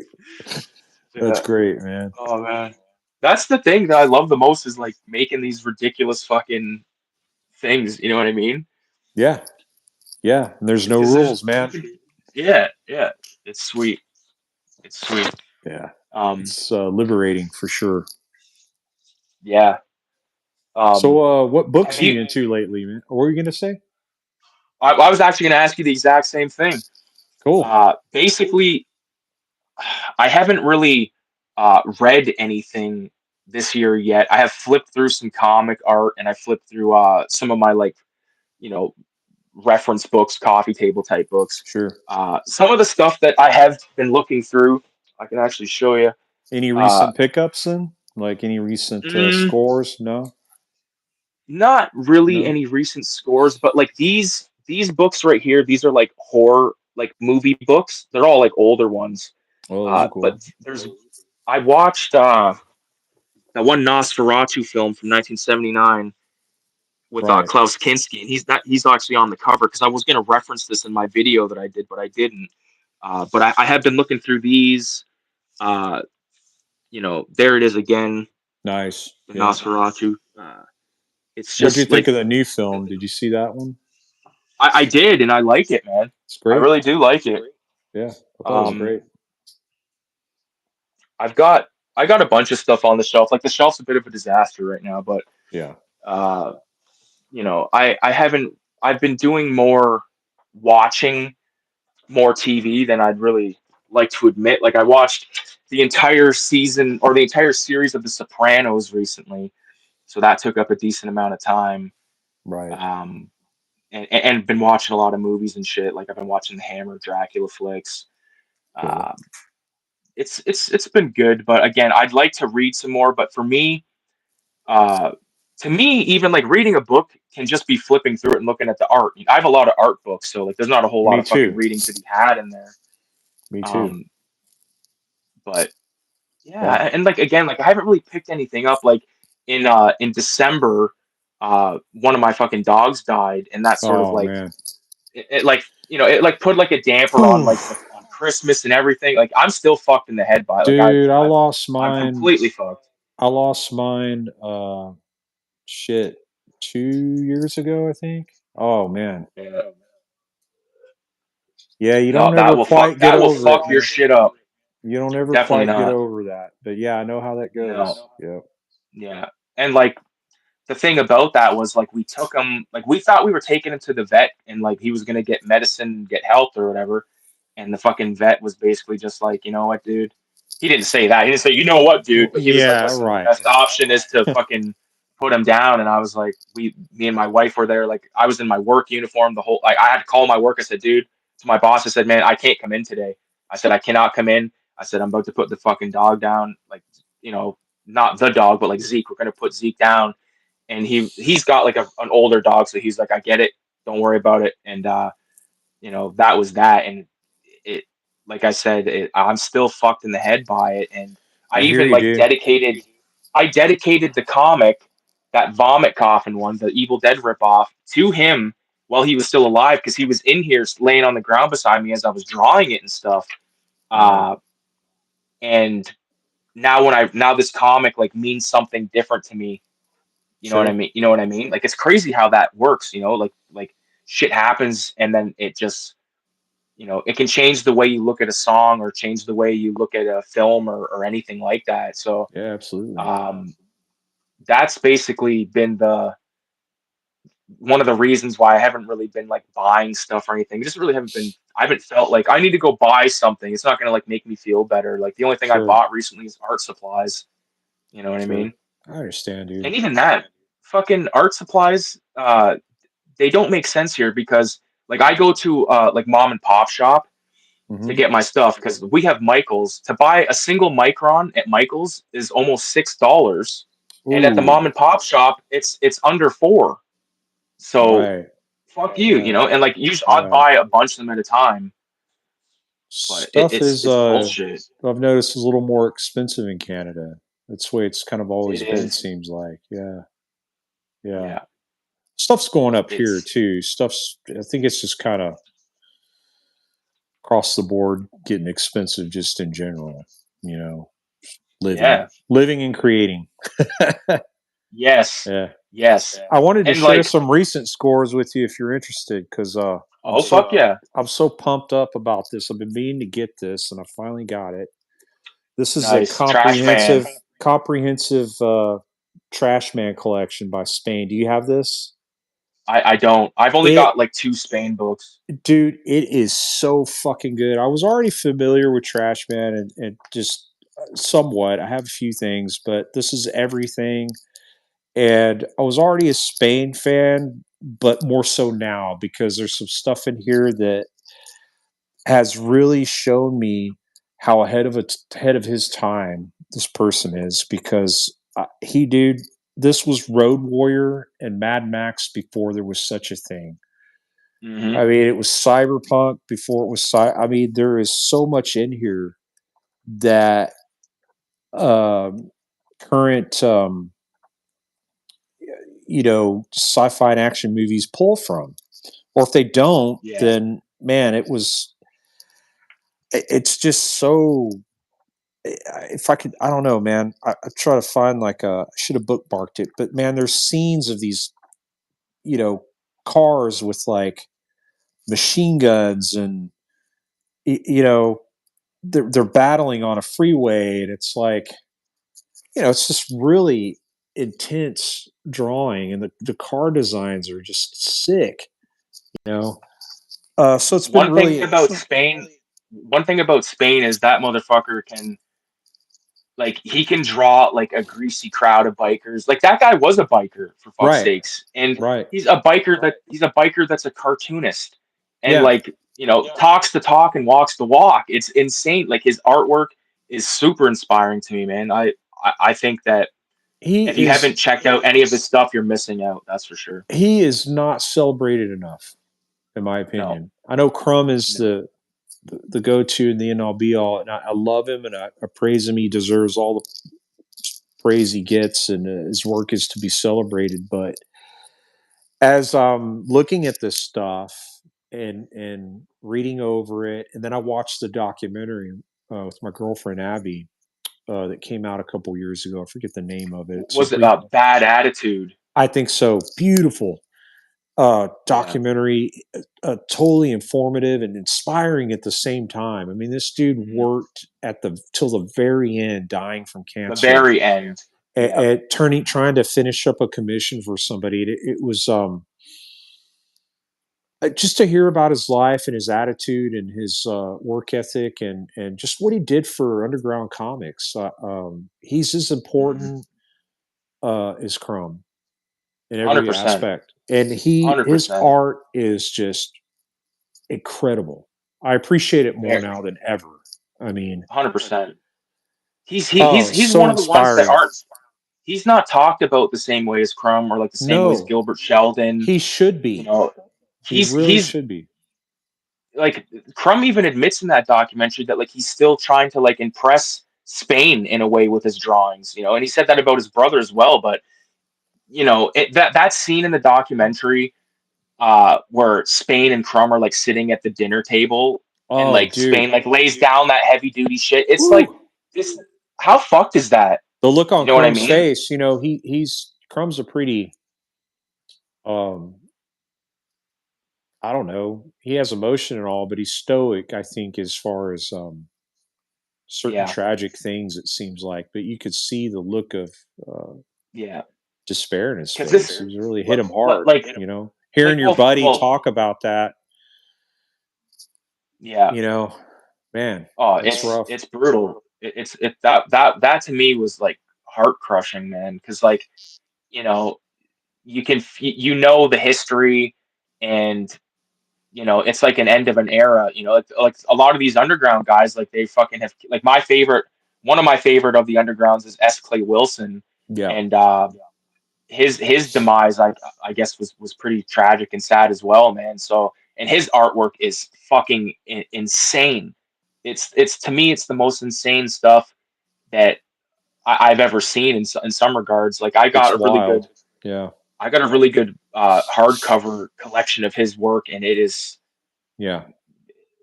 you can't even really Mind begin to blowing. Yeah. describe it. I Yeah. have a couple of mini comics he did, and and then aside from the stuff that's talked about um, in interviews and other magazines or Zap, he's featured in a few of the Zaps that I have. But Mhm. yeah, definitely appreciate. I mean, all those guys are so important to what we Mhm. do, whether Yes. whether you know it or not, man. They spearheaded this whole fucking thing, and I thank them every day They for it. hmm Yeah, they broke all the taboos that needed to be broken initially, and yeah, got like drawing all the stuff like Air Pirate Funnies is a good example of like underground history where I think the artist's name was Dan O'Neill, or Dan O'Neill was the guy that made the book. And in the book, there's like Mickey Mouse parodies, like yeah. Mickey Mouse and Minnie Mouse, like I've having sex, I've and seen like that. they got sued. Yeah, they got Yeah, sued and all this stuff. I've actually got a bootleg of it up there nice. Yep, on the wall, right up I've seen there. those. Yep, there it is. Um, fuck it, like zoomed right now on my face, but like that type of stuff is super inspiring to me because it makes it so like nothing is safe really. Like you could draw Bart Simpson doing something fucking crazy. You can draw Homer, like you know what I mean. Like you can there you can't like there's a certain line obviously that can't be crossed, but for the most part, like parody to me, Mad Magazine, uh, I grew up with that that that stuff, stuff man. that Yeah, stuff is golden. It's golden to me. Like all the dude, Mort I Drucker know. was genius. Mort Drucker was just complete genius. Still Do you to know this the day. artist Tom Bunk? Tom Bunk did a lot of stuff for Mad and Garbage Yeah, Pail Kids. He's got a great page on Instagram, but Right. his stuff is insane. It's that stuff Yes. where it's like a crowd of like little cartoony people doing whatever the fuck they're doing. Yeah, It's wonderful, man. I love that shit, and dude. it's cool because you can't really see that stuff in modern day. Maybe that stuff is published. I haven't bought a new issue of Mad Magazine in a long fucking time, but uh, I think it's still out there, but uh, you know, they I haven't opened one, but one thing I saw recently, a cover they did of Alfred E. Newman. Uh, it was a parody of one of their covers from the '70s, where it's just a big middle finger, I think. But right, then they did an AI version where it's two fucking middle fingers coming at you, like kind of like coming. I don't forget what it was, but it was like a right, making fun of AI shit, you know? And I was yeah, like, great, that's fucking awesome, you know, yeah, because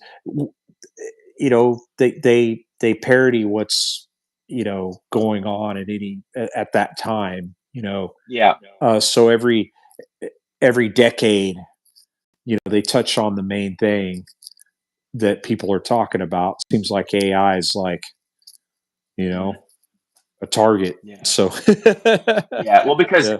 AI is like a fucking, it's just a pin in everyone's ass. You know what I mean? It's stupid. Like, you know, when it comes to like making artwork and stuff, I'm not for it. I know people have all sorts of different reasons why they want to use it and reasons why it's important and stuff, but I don't give a fuck about it, I man. am vehemently against it, but it's one of Yeah, those things to where I was saying earlier, you can't worry about what you can't control.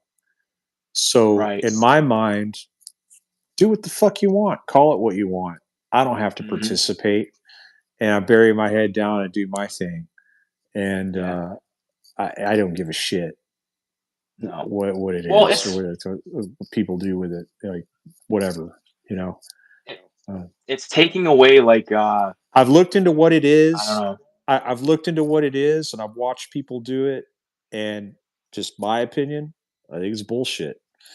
Yeah, You want to have fun with it and fuck around and just you're getting some enjoyment out of it. Great, but I think in a way, if you're using it and calling yourself an artist and taking jobs, that's fucked. I don't Yeah, know, man. yeah, and Do it what looks you like shit anyway. Like do what do what you want, but no, I ain't playing that game. You know, no, whatever. no. But It's yeah, to call yourself an artist for fucking typing in a fucking sentence is insane to me. Um, they I don't call it consider it art. gatekeeping on our end, or they feel liberated, that they feel good that they can create art. Hey man, do your thing, whatever, but I also have the right, as a person that's focused on what I've done for pretty much over 30 years straight, Hmm. to get to this point with it, to say what I feel about it.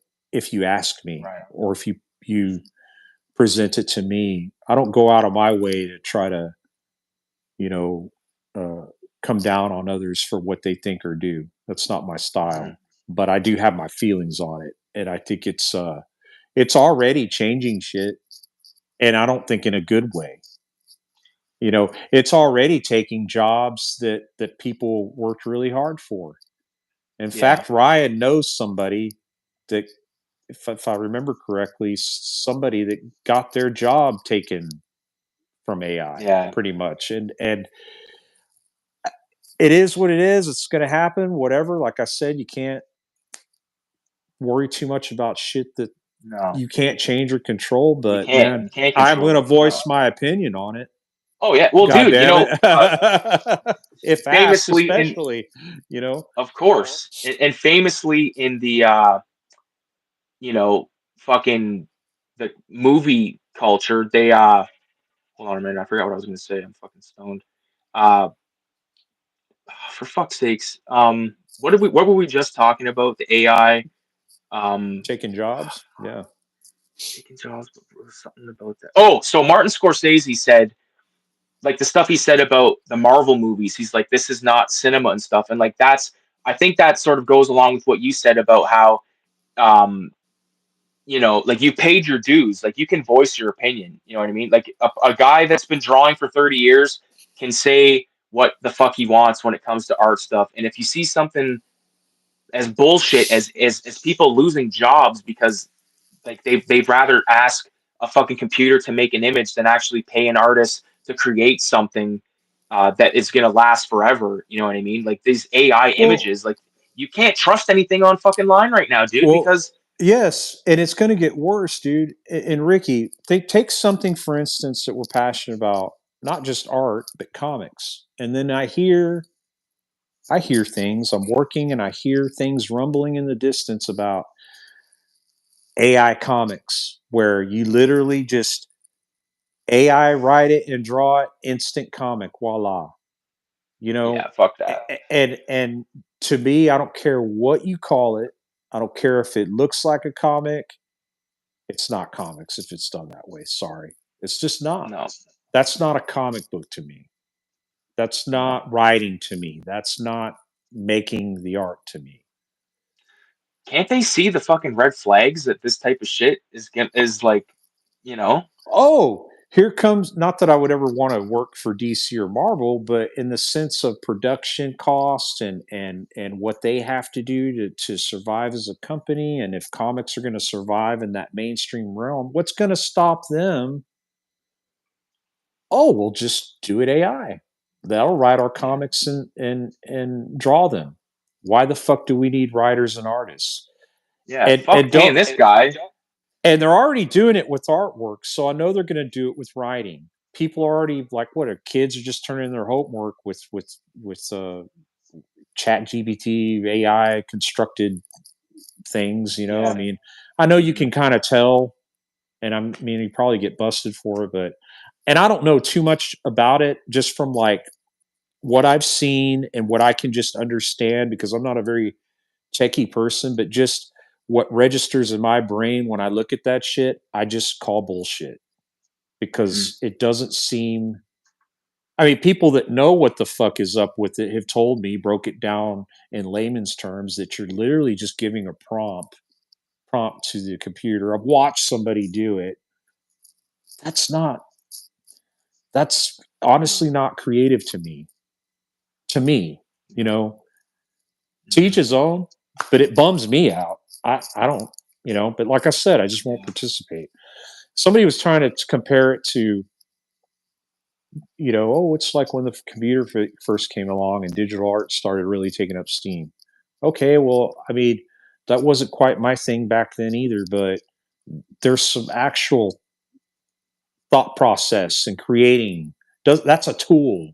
That's not Right. creating that's not generating things for you. You Mhm. know, some random search that does this collage of things that it found. I don't know, man. That's not to be Yeah. negative all day long, but I'm just passionate about it because I think it's going to do more harm in the end than good. Yeah. As a Yeah. person I who agree. creates, you know what I mean? Yeah. So, Yeah. and it's already taken jobs, so it's Mhm. going to take more. And I'm worried about how Yeah. it's going to affect comics. I really do, because I care about comics. I do, you know. Yeah, but I So, think like I don't think people that are doing like undergroundy stuff that are really about it are going to be using AI. But I could see like Marvel using it, like DC Comics, like all that type of mainstream stuff. Those are the ones that are utilizing this shit. You know what I mean? Because they can see, well, fuck, we can save tons of money, that's what and I was all we got saying to do is earlier. Yeah, put fucking Batman's face on it. People are going to buy it, or Spider that Man, whatever the fuck. absolutely. And me coming from the metal scene, and someone who's done artwork for bands, T-shirts, and album covers and stuff, more on an underground level. I've done some things that are teetering on mainstream, but I'm kind of glad I'm kind of segueing out of that into the realm of self-publishing more, because I'm already seeing AI in that realm take the place of artists. Bands are now constructing album covers with AI, and they're Yeah. okay. They're cool with it. I think it looks like shit, but they're like, Hmm. well, I don't want to have to pay Joe Blow over here. This costs nothing for me. I can just Yeah. or the record label goes, "Well, AI it, put Yeah.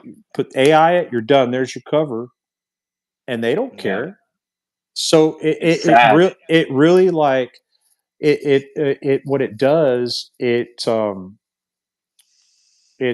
invalidates, or it downplays what I do. I'm trying to find the word.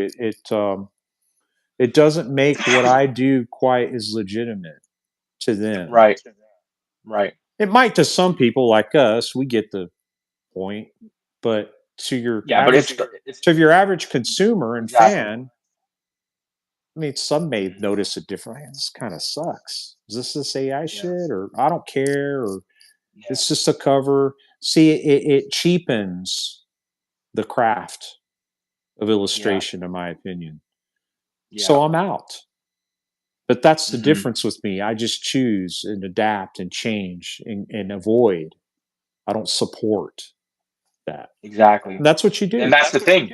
You get to vote with your time and, And and your and not only your dollars. time but Right. your money, and you Yeah. don't have to support any of this bullshit. And that's the best part of it. But some of the bullshit shouldn't exist in the first fucking place. Um, you know, these these things come and go, hopefully, you know what I mean? Like this Well, AI bullshit. Like, I think what it will do, and you just mentioned something about it, DIY underground makers will continue doing what they do. And I think it'll strengthen that. And people mhm, will see a difference. And hopefully it'll strengthen our community. And there's changing with the times, and there's accepting technology to an extent.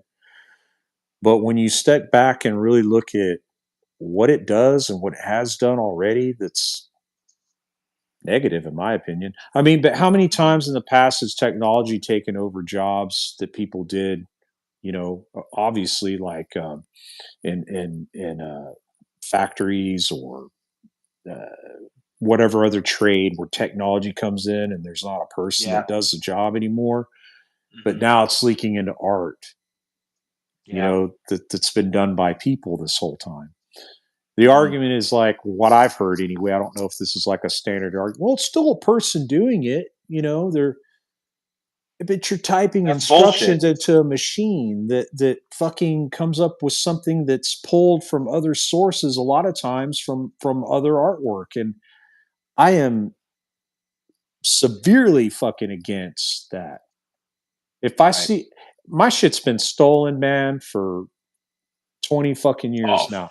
fuck. Okay. I can only imagine, dude. I Okay, can only but the imagine. difference is when I see a small chunk, oh fuck, that's my helmet that I drew from this that ended up on this AI thing. It bums me Yeah. out, man, because Big among time. amongst that one piece is somebody else's shit that they worked hard Yeah. on. I don't care if it's that fucking small, man. Mhm. It's not like you're taking a collage that you make by hand, a punk collage, and you photocopy it. Okay. Yeah. It's different because I don't know, man. They're There's attempting to make money or claim that that's theirs, Right. that that's their creation, and it ain't. That's different. Yes, Yeah. that's the difference. I don't know Yeah. what's confusing about that. It's called being a cunt. Like Yeah. it's not I think you're the like, first Canadian I've heard say that word. oh fuck. Cheers to you, man. Oh man. Yeah, there you go. There you go. Well, fuck, man. I gotta say it, man, because uh, there's so much phoniness and stuff in the world that when it comes into the stuff we love, we take It, it personal. it kind of You know hurts what a I little mean? bit. Kind of It hurts a little does. bit. Like Well, if little Billy decides he wants to start making AI art and selling prints of it outside of the fucking school, it's and already it's happening, man. And yeah, that's why we gotta keep preaching the gospel of you know making it your own. Make it, the whole hmm DIY principle of sitting down, doing the work. What I mean by doing the work is actually doing it, not sitting yeah, around thinking of an idea that a computer can generate visually for you, hmm but doing the work. if you're going to be an artist, you know.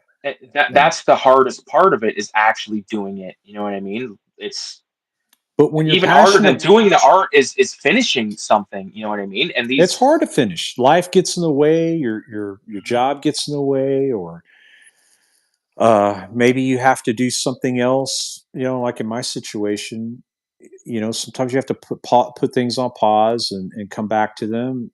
You know, or not. I admittedly, I don't like admitting it, but there's some things I've had to abandon. But Mhm. if you put in the work, if you just chip away at it when you can, and especially when you've built up a stack of work that's you're halfway there, you're not going to want to not finish. You know, Yeah. you keep it close to you, even if it's unfinished, and you see it every day. You're reminded, Mhm. man, that's got to get done. You know, but yeah, the point is that you're doing something. You know, Yeah. and but yeah, this I don't want to dwell on it too much. It's kind of like politics. Like I hate talking about politics, especially with the Mhm. mess that my country's involved in. But AI kind of is up there where, oh my man, it severely bums me out. But I Yeah. can't do anything about it other than what I keep doing, what I do and what you do, and hopefully younger people behind us will see, oh man, this is actually fucking much cooler. This is rad. Yeah. I want to do this shit. This feels closer. This feels real to me, you know? Yeah. Yeah. I And don't I think care. that will prevail. I think Yeah, that will I think prevail so. because, it's like the same with like me walking in that comic shop and discovering a zine for the first time. You know what I mean? Some kid's gonna find, Well, dude, imagine a uh, 15-year-old you picking up Filthy Ralph or Blood Drunk or, you know, uh, it could change their life, man. It could change their life. dude. Like it could make them want to be a creator. Definitely. And then they You know, tune and into that's a how, good feeling. yeah, it is. And they tune into how you do it. You show Mhm. how it's done. Man, and it's simple, dude. Anybody can grab a pen, 100%. digital or real. I don't care. You're doing it, you know. You know what's And crazy? Dude, I don't mean to cut you off, but there's a yeah, fucking yeah, video I seen of a guy that's like, he doesn't have the use of his fucking legs or arms or anything, and he's drawing with his fucking mouth, a pen in his mouth, drawing portraits, like realistic portraits. So like, what's your excuse? You know dude, what I mean? Like, that's what's your awesome. excuse? It's Like this awesome, man. fucking guy, this guy's drawing with his fucking mouth, and people are on here complaining that they don't want to fucking, they'd rather take the shortcut and Right, do AI. right. AI, fuck off with AI, man. Yeah, They're dumb. big fuck Yeah, off. We agree. yeah. Because they're never going to be able, like, what? Okay, to get like something that would be on par with your artwork. Like, what would you type in? Dark gothic, fucking doom artwork or something? Like you, like I don't I know. don't get it. I don't know where the satisfaction. Like, they obviously no satisfaction behind that type of stuff. Like when they do it, do they go? Do they get the feeling we get when we open up our comic or our zine for the first time? Well, Definitely not. you know, it's like you just mentioned what they would type in. It's like, well, what do you? Yeah, giant mechanical rat, cyborg rat, uh, mechanical rat skeleton. Maybe Yeah. mine would come up. It Yeah, with seems to tank like body, tank lower half. right, Like, and then it just jumbles it all up. You know, yeah, yeah, it fucking it's plug in fucked. here. Looks like my battery's getting kind of low. Yeah, I had to plug my fucking phone Hang in on, too. let me see if I.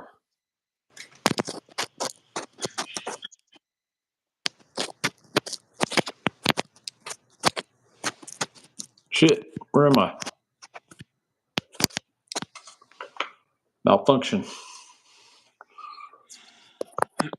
It happens, Can you man. hear me, dude? Yep. Okay, cool. Sometimes when Yeah. I unplug my headphones, the other person can't hear, so I'm glad you can hear me. Yeah. No, it sounds good, man. Awesome. Um, Yeah, man. And you know, and to those of you watching, if anybody's watching, I don't know if you're like, there's oh people. man. There's people watching, but Oh, okay, and there's cool. like, If I someone just right now is listening to us and they're like, oh man, I'm bummed. I enjoy I enjoy playing with AI. I get off to it. Or I get some kind of enjoyment. It's fun, or I want to try it. And do Yeah. it. I mean, I'm not down. You know, Ricky has his thoughts, but I I'm don't not hate down telling either, dude. I hate telling people what to do. That's my thing. I don't preach. I don't fucking. But when I'm passionate about something and I feel real strong, and I've already investigated and I've already seen what the effects of it, taking jobs and fucking people having their artwork stolen, because I know how that feels, man. I don't like my shit stolen, dude. No, no, Especially and I like, what making money off yeah, of it. It's fine if someone is inspired or they copy my shit or whatever. I'm talking about someone taking my exact thing they make or that I make and putting on something. It to yeah, generate because dollars, man. That's bullshit. yeah, You, yeah, you because know? there's a difference between taking like an image off like one of your drawings and then putting it in the middle of a fucking punk poster where there's no money being made off it or anything like that, stapled around the town, versus someone taking one of your images, putting it on a fucking one of those like ready to order sites where you can get like the image on fucking a cup and a shirt and a And I mattress see cover, all that. that stuff. I see that That's all the time. bullshit. You And know what I AI mean? does that. AI does that. Yeah. AI is taking from other artists, man. Mm, yeah. What I've seen, anyway. Yeah. I could be wrong, but most cases, man. I mean, I have friends that whose stuff has popped up on other things. Right. Like, wow, that's my shit on that thing. I see it. Hmm. I mean, I drew that. That's kind of bullshit, man. You know. Big time. And so, but yeah, it's a weird thing. As the years go by, and I'm sure the internet will even change more. There'll be something else. Fuck, dude. As long as there's paper and pen, Hmm. can just keep going with that, man. I mean, I don't care if like it's the apocalypse and a fucking piece of wood is a burnt piece of wood and ash on or draw with fucking a stick in the mud. I don't care, man. Like, you Yeah. know, there'll always be something to create with. So everyone else can have the other shit. Yeah. But Yeah. I don't like bumming people out. It's just I feel I don't know, man. I think it's gonna get worse, dude, and I think it's gonna Well, leak in. Yeah, it's because it's something that you are very passionate about. This is your yeah, livelihood, right? Like it's yeah, not to be fucked with.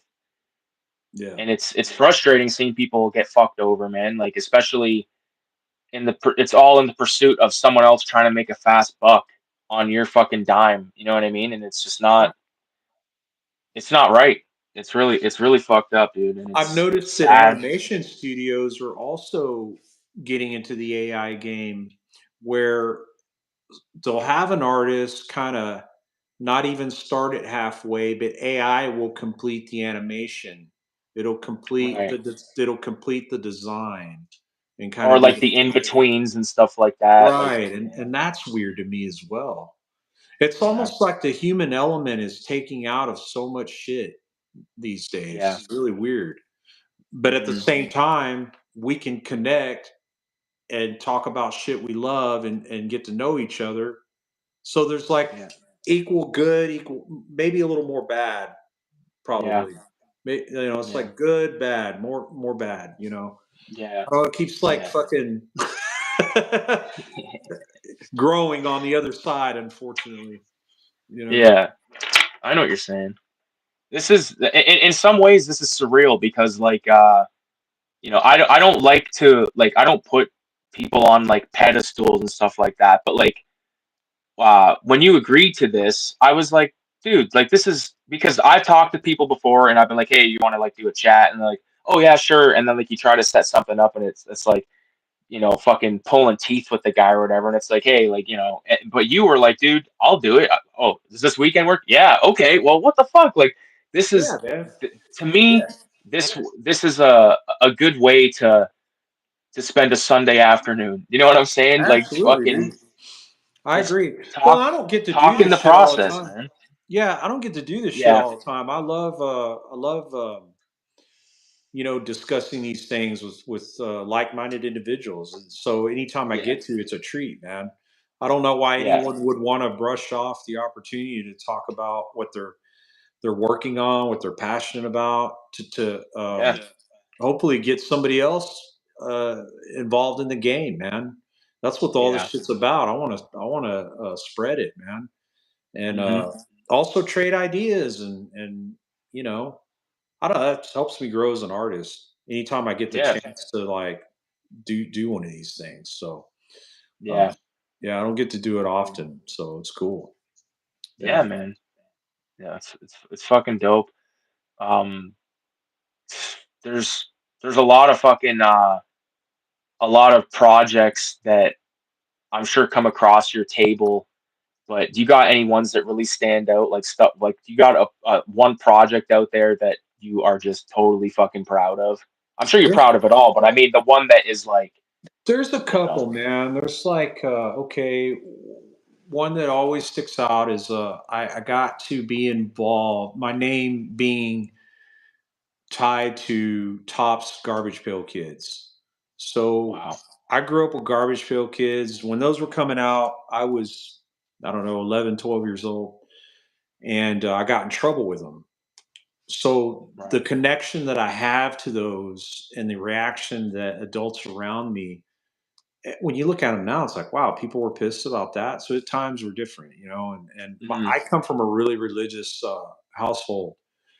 right, And growing up, things were really like filtered through what's called helicopter parents now. That's what I had back then. I mean, they were just constantly hovering over, seeing what I was doing.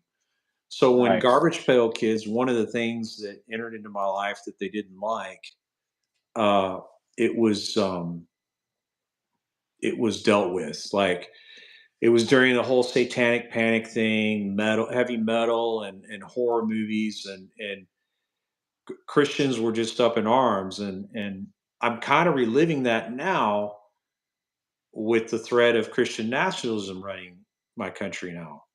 So it's right, almost like I'm reliving this thing, but in a different way. As a 50-year-old man, it's how I felt when I was 11, almost being oppressed with just trying to enjoy things visually that moved me as an artist, getting taken away. So I was forced to throw a shoebox full of those things as a kid, and it yeah, hurt me so much, man. And I've always been drawn.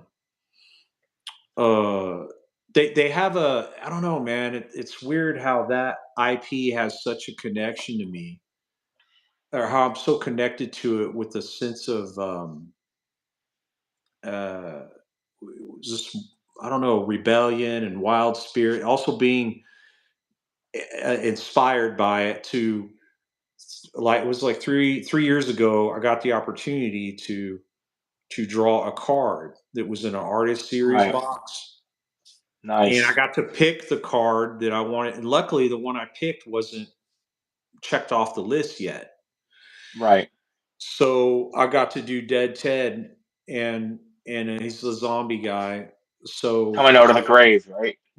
right. So I Yeah. redrew that and did it my way, and Wow, it was so, I don't know. It was like vindication, man. I was like, yeah, well, this is cool. This is happening to me, that's dope. because so there's just that deep connection there. I really liked that shit, and it inspired my work, and to finally get, there was a Tops contract sent to me. So seeing that logo on top of the contract and then kind of reading through it and signing it is like, man, that's so fucking cool, and then Yeah, doing a piece and then having it featured in that set with my name on the card on the back. It was like the design, and then on the back it wow, had my name with the classic, the garbage pail where he's blowing his brains out, the nuclear yeah. cloud over it. Yeah. Um, and it had my Atom name bomb, right? underneath it. Oh, dude, it checked all the boxes. And then the other one was, and I got this job through the same person. These two jobs, the garbage pail kid one, and then I got to do something for Anthrax. So I Right. grew up enjoying Anthrax, and you know, I mean, they're part of the big four, right? I mean, Yeah. Metallica, Megadeth, Anthrax, and Slayer. The one dude from You know, Anthrax, he actually did like a cool sort of horror movie web series where he like talked to like makeup effects artists and stuff like that. Scott Ian is Anthrax, Scotty, isn't right? yeah, Yeah, yeah, because he's a big horror fanatic, um, and it's cool, you know. Like one thing. Oh, dude, earlier you talked about seeing like what it would be like seeing an original Frazetta. I actually seen a few original Frazettas me too. Yeah, at what the fuck was it called? Kirk Hammett had like his collection on loan to the Toronto Museum, and like I forget what the event was called, but there was like old posters. There was a couple of Basil Gogos and a couple of Frank Frazettas, man, and I fucking stared at them.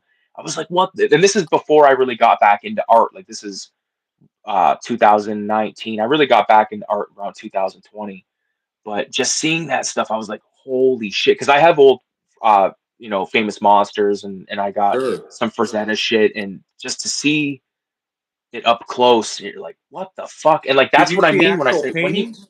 Did you see yes, actual? actual Okay, paintings. yeah, Yeah, like yeah. they're fucking insane. Like It's hard to describe, right? I was it telling a friend is. of mine who just recently got into collecting his stuff, and I was like, dude, these books are great. I've loved them for years, and there's new stuff Mhm, coming out that's great. But when you see these paintings that are in these books, if you just get to see one of them in person, it mhm, changes you, man. Like it's the colors are so vibrant in person, man. I yeah, don't think in print it quite. They look beautiful in print. They do their job, but in person, man, yeah, it's so impactful, man. I mean, mhm, the one I saw was I think it was a creepy cover. I'm not sure, but it was the one where he's stabbing the spider. The legs are coming up from that right, goo. yeah, Um, the colors in that are. It was painted in 1966, and that shit looked like it was painted yesterday. That's yeah, how bright. There was no dull, you know, aging washed on it. out look to it. Yeah, It was not dull at all. It looked brand new. So just the intensity of his work is just phenomenal in person. oh, it's And crazy. his And even ink, at that his, event, dude, yeah. I filmed every single item, every Oh, poster, every yeah. little thing. So it's on the channel. I forget which originals were there, but yeah. Anyway, so you're talking about his inks there. Yeah, and I saw some of his inks, which I love his paintings and everything, but his ink work is, I guess, because I primarily work in ink, is just Yeah, off the charts insanity, man. That what that man could do with a brush is just mind blowing to see up close. And yes, local comic book store that I've been going to since I was a kid.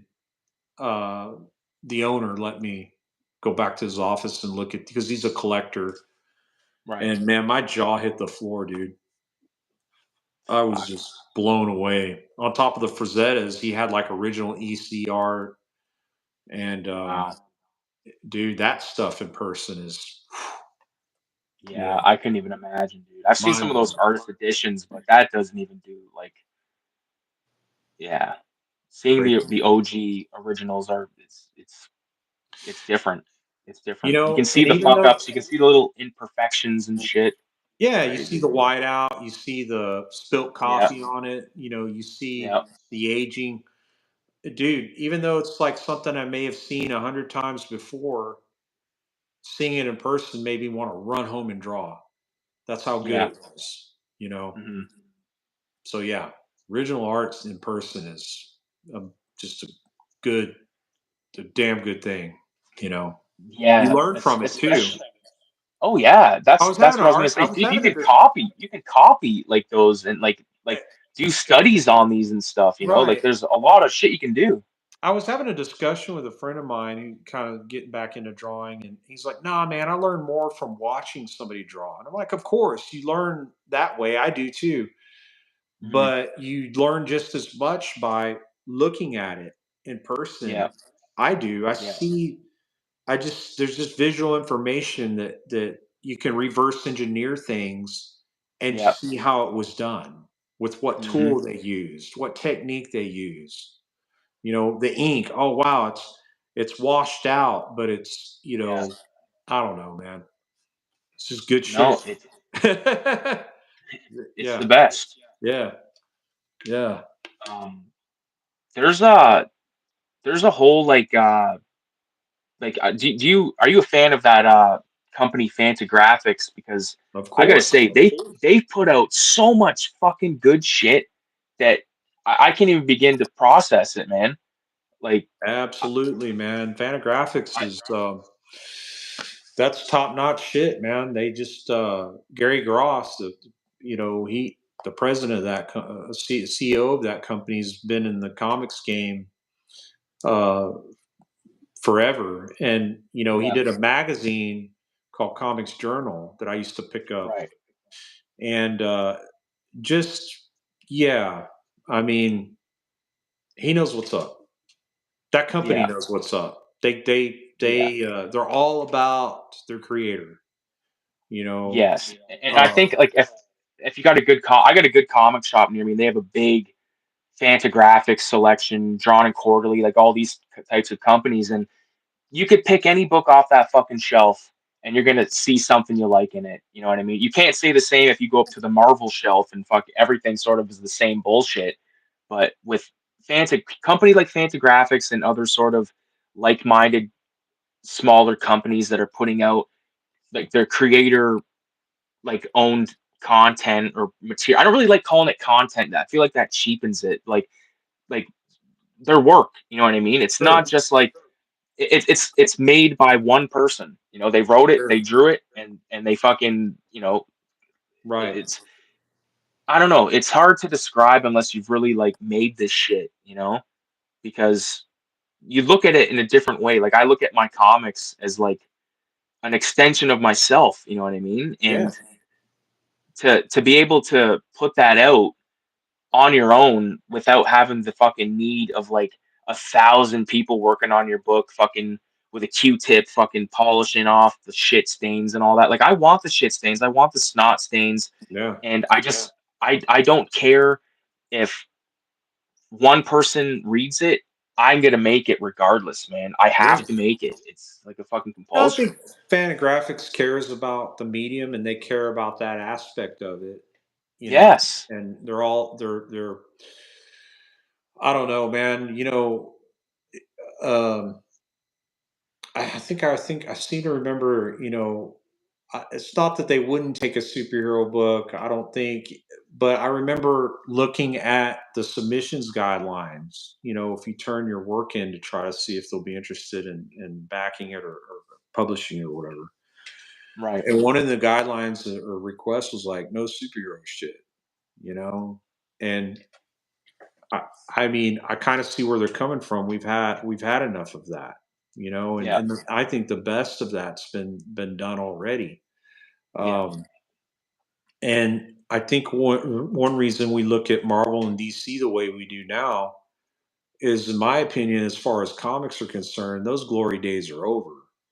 Yeah. Um, yeah, I think the best has been done out of those companies, and it's just a bunch of glossy rehash nothing. I mean, not to talk shit, but I think what carried those things, those properties to where we're at now is all these bullshit movies that people Hmm. consume. And you've got a generation or two of people that didn't grow up reading Marvel or DC. They just know it from the movies. So it's gonna get to a point, and I'm surprised it hadn't already. Why the fuck are we printing these fucking things that cost us money to print and Hmm. distribute? You know? So I think that's why you have companies like Fantagraphics, man. And Yeah. and then you got Last Gasp. I mean, from back in the day, they're still at it. You know, Hmm. um, but They're not yeah. accepting submissions because I tried. Oh, Last Gasp. Yeah, they're like they're still active, but they're not. Right. like accepting submissions right now at least. So Right. because I would fucking love to have Filthy Ralph like come out of like a legit underground like publisher, man. But it to me it is a legit underground publication right now because I mean I'm Well, making it in you're my doing fucking it. bedroom Yeah. like fucking hunched over a table with a fucking hash pipe. You know what I mean? Yeah. Making these comics like Yeah. I'm trying to pay homage to the likes of Spain Rodriguez and Hell yeah. fucking uh Richard Corbin and shit, man. Dude, Fuck. Richard Corbin, man, you hit on a favorite there. Oh, Oh my God, dude. fuck, man. Love that guy. That guy, his stuff is fucking insane. It's insane. It still warps my brain trying to wrap my head around how he fucking did that shit, dude. I have no Alchemy. clue. Alchemy. I mean, Fuck. Makes me want to put the pen down and just like, all right, that's enough of that. I'm not gonna do that anymore right now. fuck that. Draw more. Yeah, Makes yeah, you yeah, want to draw more. Yeah, yeah, absolutely, man. yeah. Fucking Corbin and Droulet and fucking I like Droulet more than Mobius, but I think Mobius is really good. All those like Well, early heavy metal fucking character like guys were I just grew up with that stuff, insane. dude, and I grew up with that stuff, and that stuff is a huge part of my DNA. Yeah, Uh, that movie you mentioned, and then of course I discovered the movie before I saw the magazine. I kind of got into the magazine. It was probably mid '90s, like right after that insane image boom. right. Man, honestly, like even back then, I kind of thought this is boring bullshit. I liked some of the artists that were carried over from Marvel, obviously, Yeah, because to me, I guess it's just because of the way I grew up. Those were the end of the glory days for Marvel. right. When those guys started their own thing. But then when I got into that, I got really agitated with, gee, you're kind of just repeating in your own way what you were doing that was better. Like, Mm, so not being satisfied around that time, the documentary Crumb comes out. I right. watch that, and then it draws me weirdly into Heavy Metal Magazine, which was still published, and other publications at the time that just drew me into a world that didn't have anything to do with this glossy, slick superhero shit, you Yeah. know? And Hmm. taking all those elements of underground comics from the 60s and 70s and mixing it with this kind of pseudo psychedelic, weird hippie metal sci-fi cyberpunk heavy metal Yeah. magazine shit, just, dude, it warped my brain. I was like, I want to do that. Yeah. So and then watching Blade Runner over and over and over again, dude, like those movies, Blade Runner in the 80s, Dune, like when those were coming on for the first time on TV back in the 80s, that was implanted in my skull. And so yeah, dude, I didn't have time for fucking spandex and capes Yeah. after that, you know. Yeah. There's It's the game good changer shit from stuff. there's the good shit from that stuff. I don't take away the subject matter. If Right. something's fucking good, it's good. But Yeah. nowadays, I don't know how that shit survives. Who's reading that shit, dude? I don't think they have Motherfuckers are someone's buying it. Someone's buying it, and there's about a million fucking titles that I could not give a fuck about that's coming out on the regular, man, and it's just trash. And like it's the stuff that's like it's the old trick where like the cover's awesome, you open it up, the artwork is just like whatever, and you don't even get like a sort of any satisfaction from just picking up an issue because you have to have read what came, like the first few issues. Like there's no self-contained stories like within an ongoing arc anymore. It's just like here's a fucking new story arc, 6 issues, boom. All right, here's the next story arc. There's no like, you know, Cartoonist uh, Kayfabe brought this point up in one of their discussions that they were having about modern comics and writing. They're really ripping off the reader because what you could do in a single issue, they're trying to draw out and mhm, a 12-part series or something, Yeah. because the writers and artists, and this is hard, mind you, because I struggle with it as a dipping my toes back into comics making. It's hard to tell stories through pictures, and Right. they draw. I don't know if it's on purpose or because they can't write and draw that well, but man, they're right. What they can wrap up in just a couple issues, man, I don't know. I think it's kind of a ripoff that they expect people to. I can't think of any prime examples, but anytime I've ever picked up a modern comic and if the art is somewhat interesting to me, the writing really more times than not feels empty. Um, Right. I I, agree. there's got to be, and I'm not a great writer or anything because that's a whole nother set of Oh skills. fuck yeah. Oh yeah. I mean, that's some intense shit, Yeah, it's but easy to come up with a fucking crazy idea or character, but to stretch it out into an actual, you know, make sense comic or whatever, that's a different challenging. story, man. It's Yeah. challenging. And back to you, you mentioned self-contained stories. I really, really find that appealing. I think that's why I enjoyed uh, magazines like Creepy and Eerie and Hmm. Heavy Metal would have things that would carry over into other issues, but they would wrap it up. You, you know, but anthologies and stuff where Yeah. you got five quick bangers in a magazine, and you get a good variety of art and storytelling. Not that there's anything wrong with ongoing series, but you got to be really fucking clever and Yeah. good to To keep keep and to that keep it going. Yeah. up, man. And I don't know Well, how dude, much of some of those fucking manga series last fucking 600 issues, man, and it's like how do dude. you do it? I've gained a newfound respect for manga artists in Japan, especially back in the day with because I work traditionally and I see the amount of work that they do in a Oh week. fuck yeah.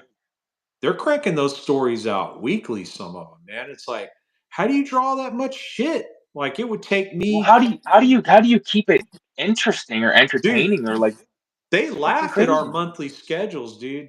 They're laughing, dude. Like, Hmm. well, not that the monthly books really, you know, that's not like the primary thing now. But dude, over there, I think from if I'm not mistaken, that shit's like weekly, man. Some of them weekly books, and it's like how are they drawing that much in a week? Yeah. They're I don't fucking get it. machines, just fucking sitting at like a typewriter for fuck's sakes, man. Maybe hey, maybe they're using AI nowadays to fucking stretch out the fucking thing. Well, that Oh animation god. company I saw that I was talking about, I think they were from Japan, and they were using some AI shit in their animation to complete certain stages of it. So, but dude, if not already, I'm sure AI is leaked into comics making now. I'm sure it has. I mean, Oh, guaranteed. you know, Um, when I fuck. first heard about the AI, that's immediately what I was thinking. Like, watch this shit. Watch people try to create, comics with AI, written Yeah. and drawn. You know, Like and then just saying, "Oh, I wrote this book." Like, you know how fucking hard it is to make a book to just say like, "Oh, I made this book." right, right. No, oh, hold on, my headphone What just died. wild times we live in. Oh, fuck, it's fucked, dude. It's fucked. Oh my god. Oh man. Well, dude, I think I'm gonna split because my wife dude, is her class is done in an hour, and I'm gonna go to the grocery store and get food dude. because I Food want to sounds fucking eat good. something I good. haven't eaten yet, so I'm gonna do that too. Yeah. Dude, I appreciate you coming on, man. Dude, And thanks, Ricky. like, I'm Really down. enjoyed Like, it. we got to do this again for sure, man. Absolutely, man. And like, I'll be talking to you because I'm gonna start inking page one of my new comic, and I'll send you some process shots and shit, man. And yeah, If you're interested, we have to talk about a trade on that terror rat piece you're working on. Maybe we can trade something because that would man, be cool. That's That would looking be pretty cool, good man. to me, man. I want that thing in my collection. Fuck yeah, man. All right, brother. We'll talk about it, man. Have an amazing rest of your day. You too. And Thanks, Ricky. like I said, I'll be in touch. Awesome, man. Take And care, thanks dude. everyone that Thanks a stopped by. lot. Like people are in the chat, but like I didn't want to keep acknowledging every little I Sure. wanted to talk. I wanted to Yeah. chat. You know what I'm And I saying? appreciate So everyone tuning in too. yeah. So we'll Great. do this again, and maybe we could do like a Q&A or something, and just if people That'd have be great. questions for you or whatever. You know what I mean? Yeah, So anytime, man. all right, buddy. Thanks, Ricky. You have a good one, man. You too. See you, bud. Take care. Later.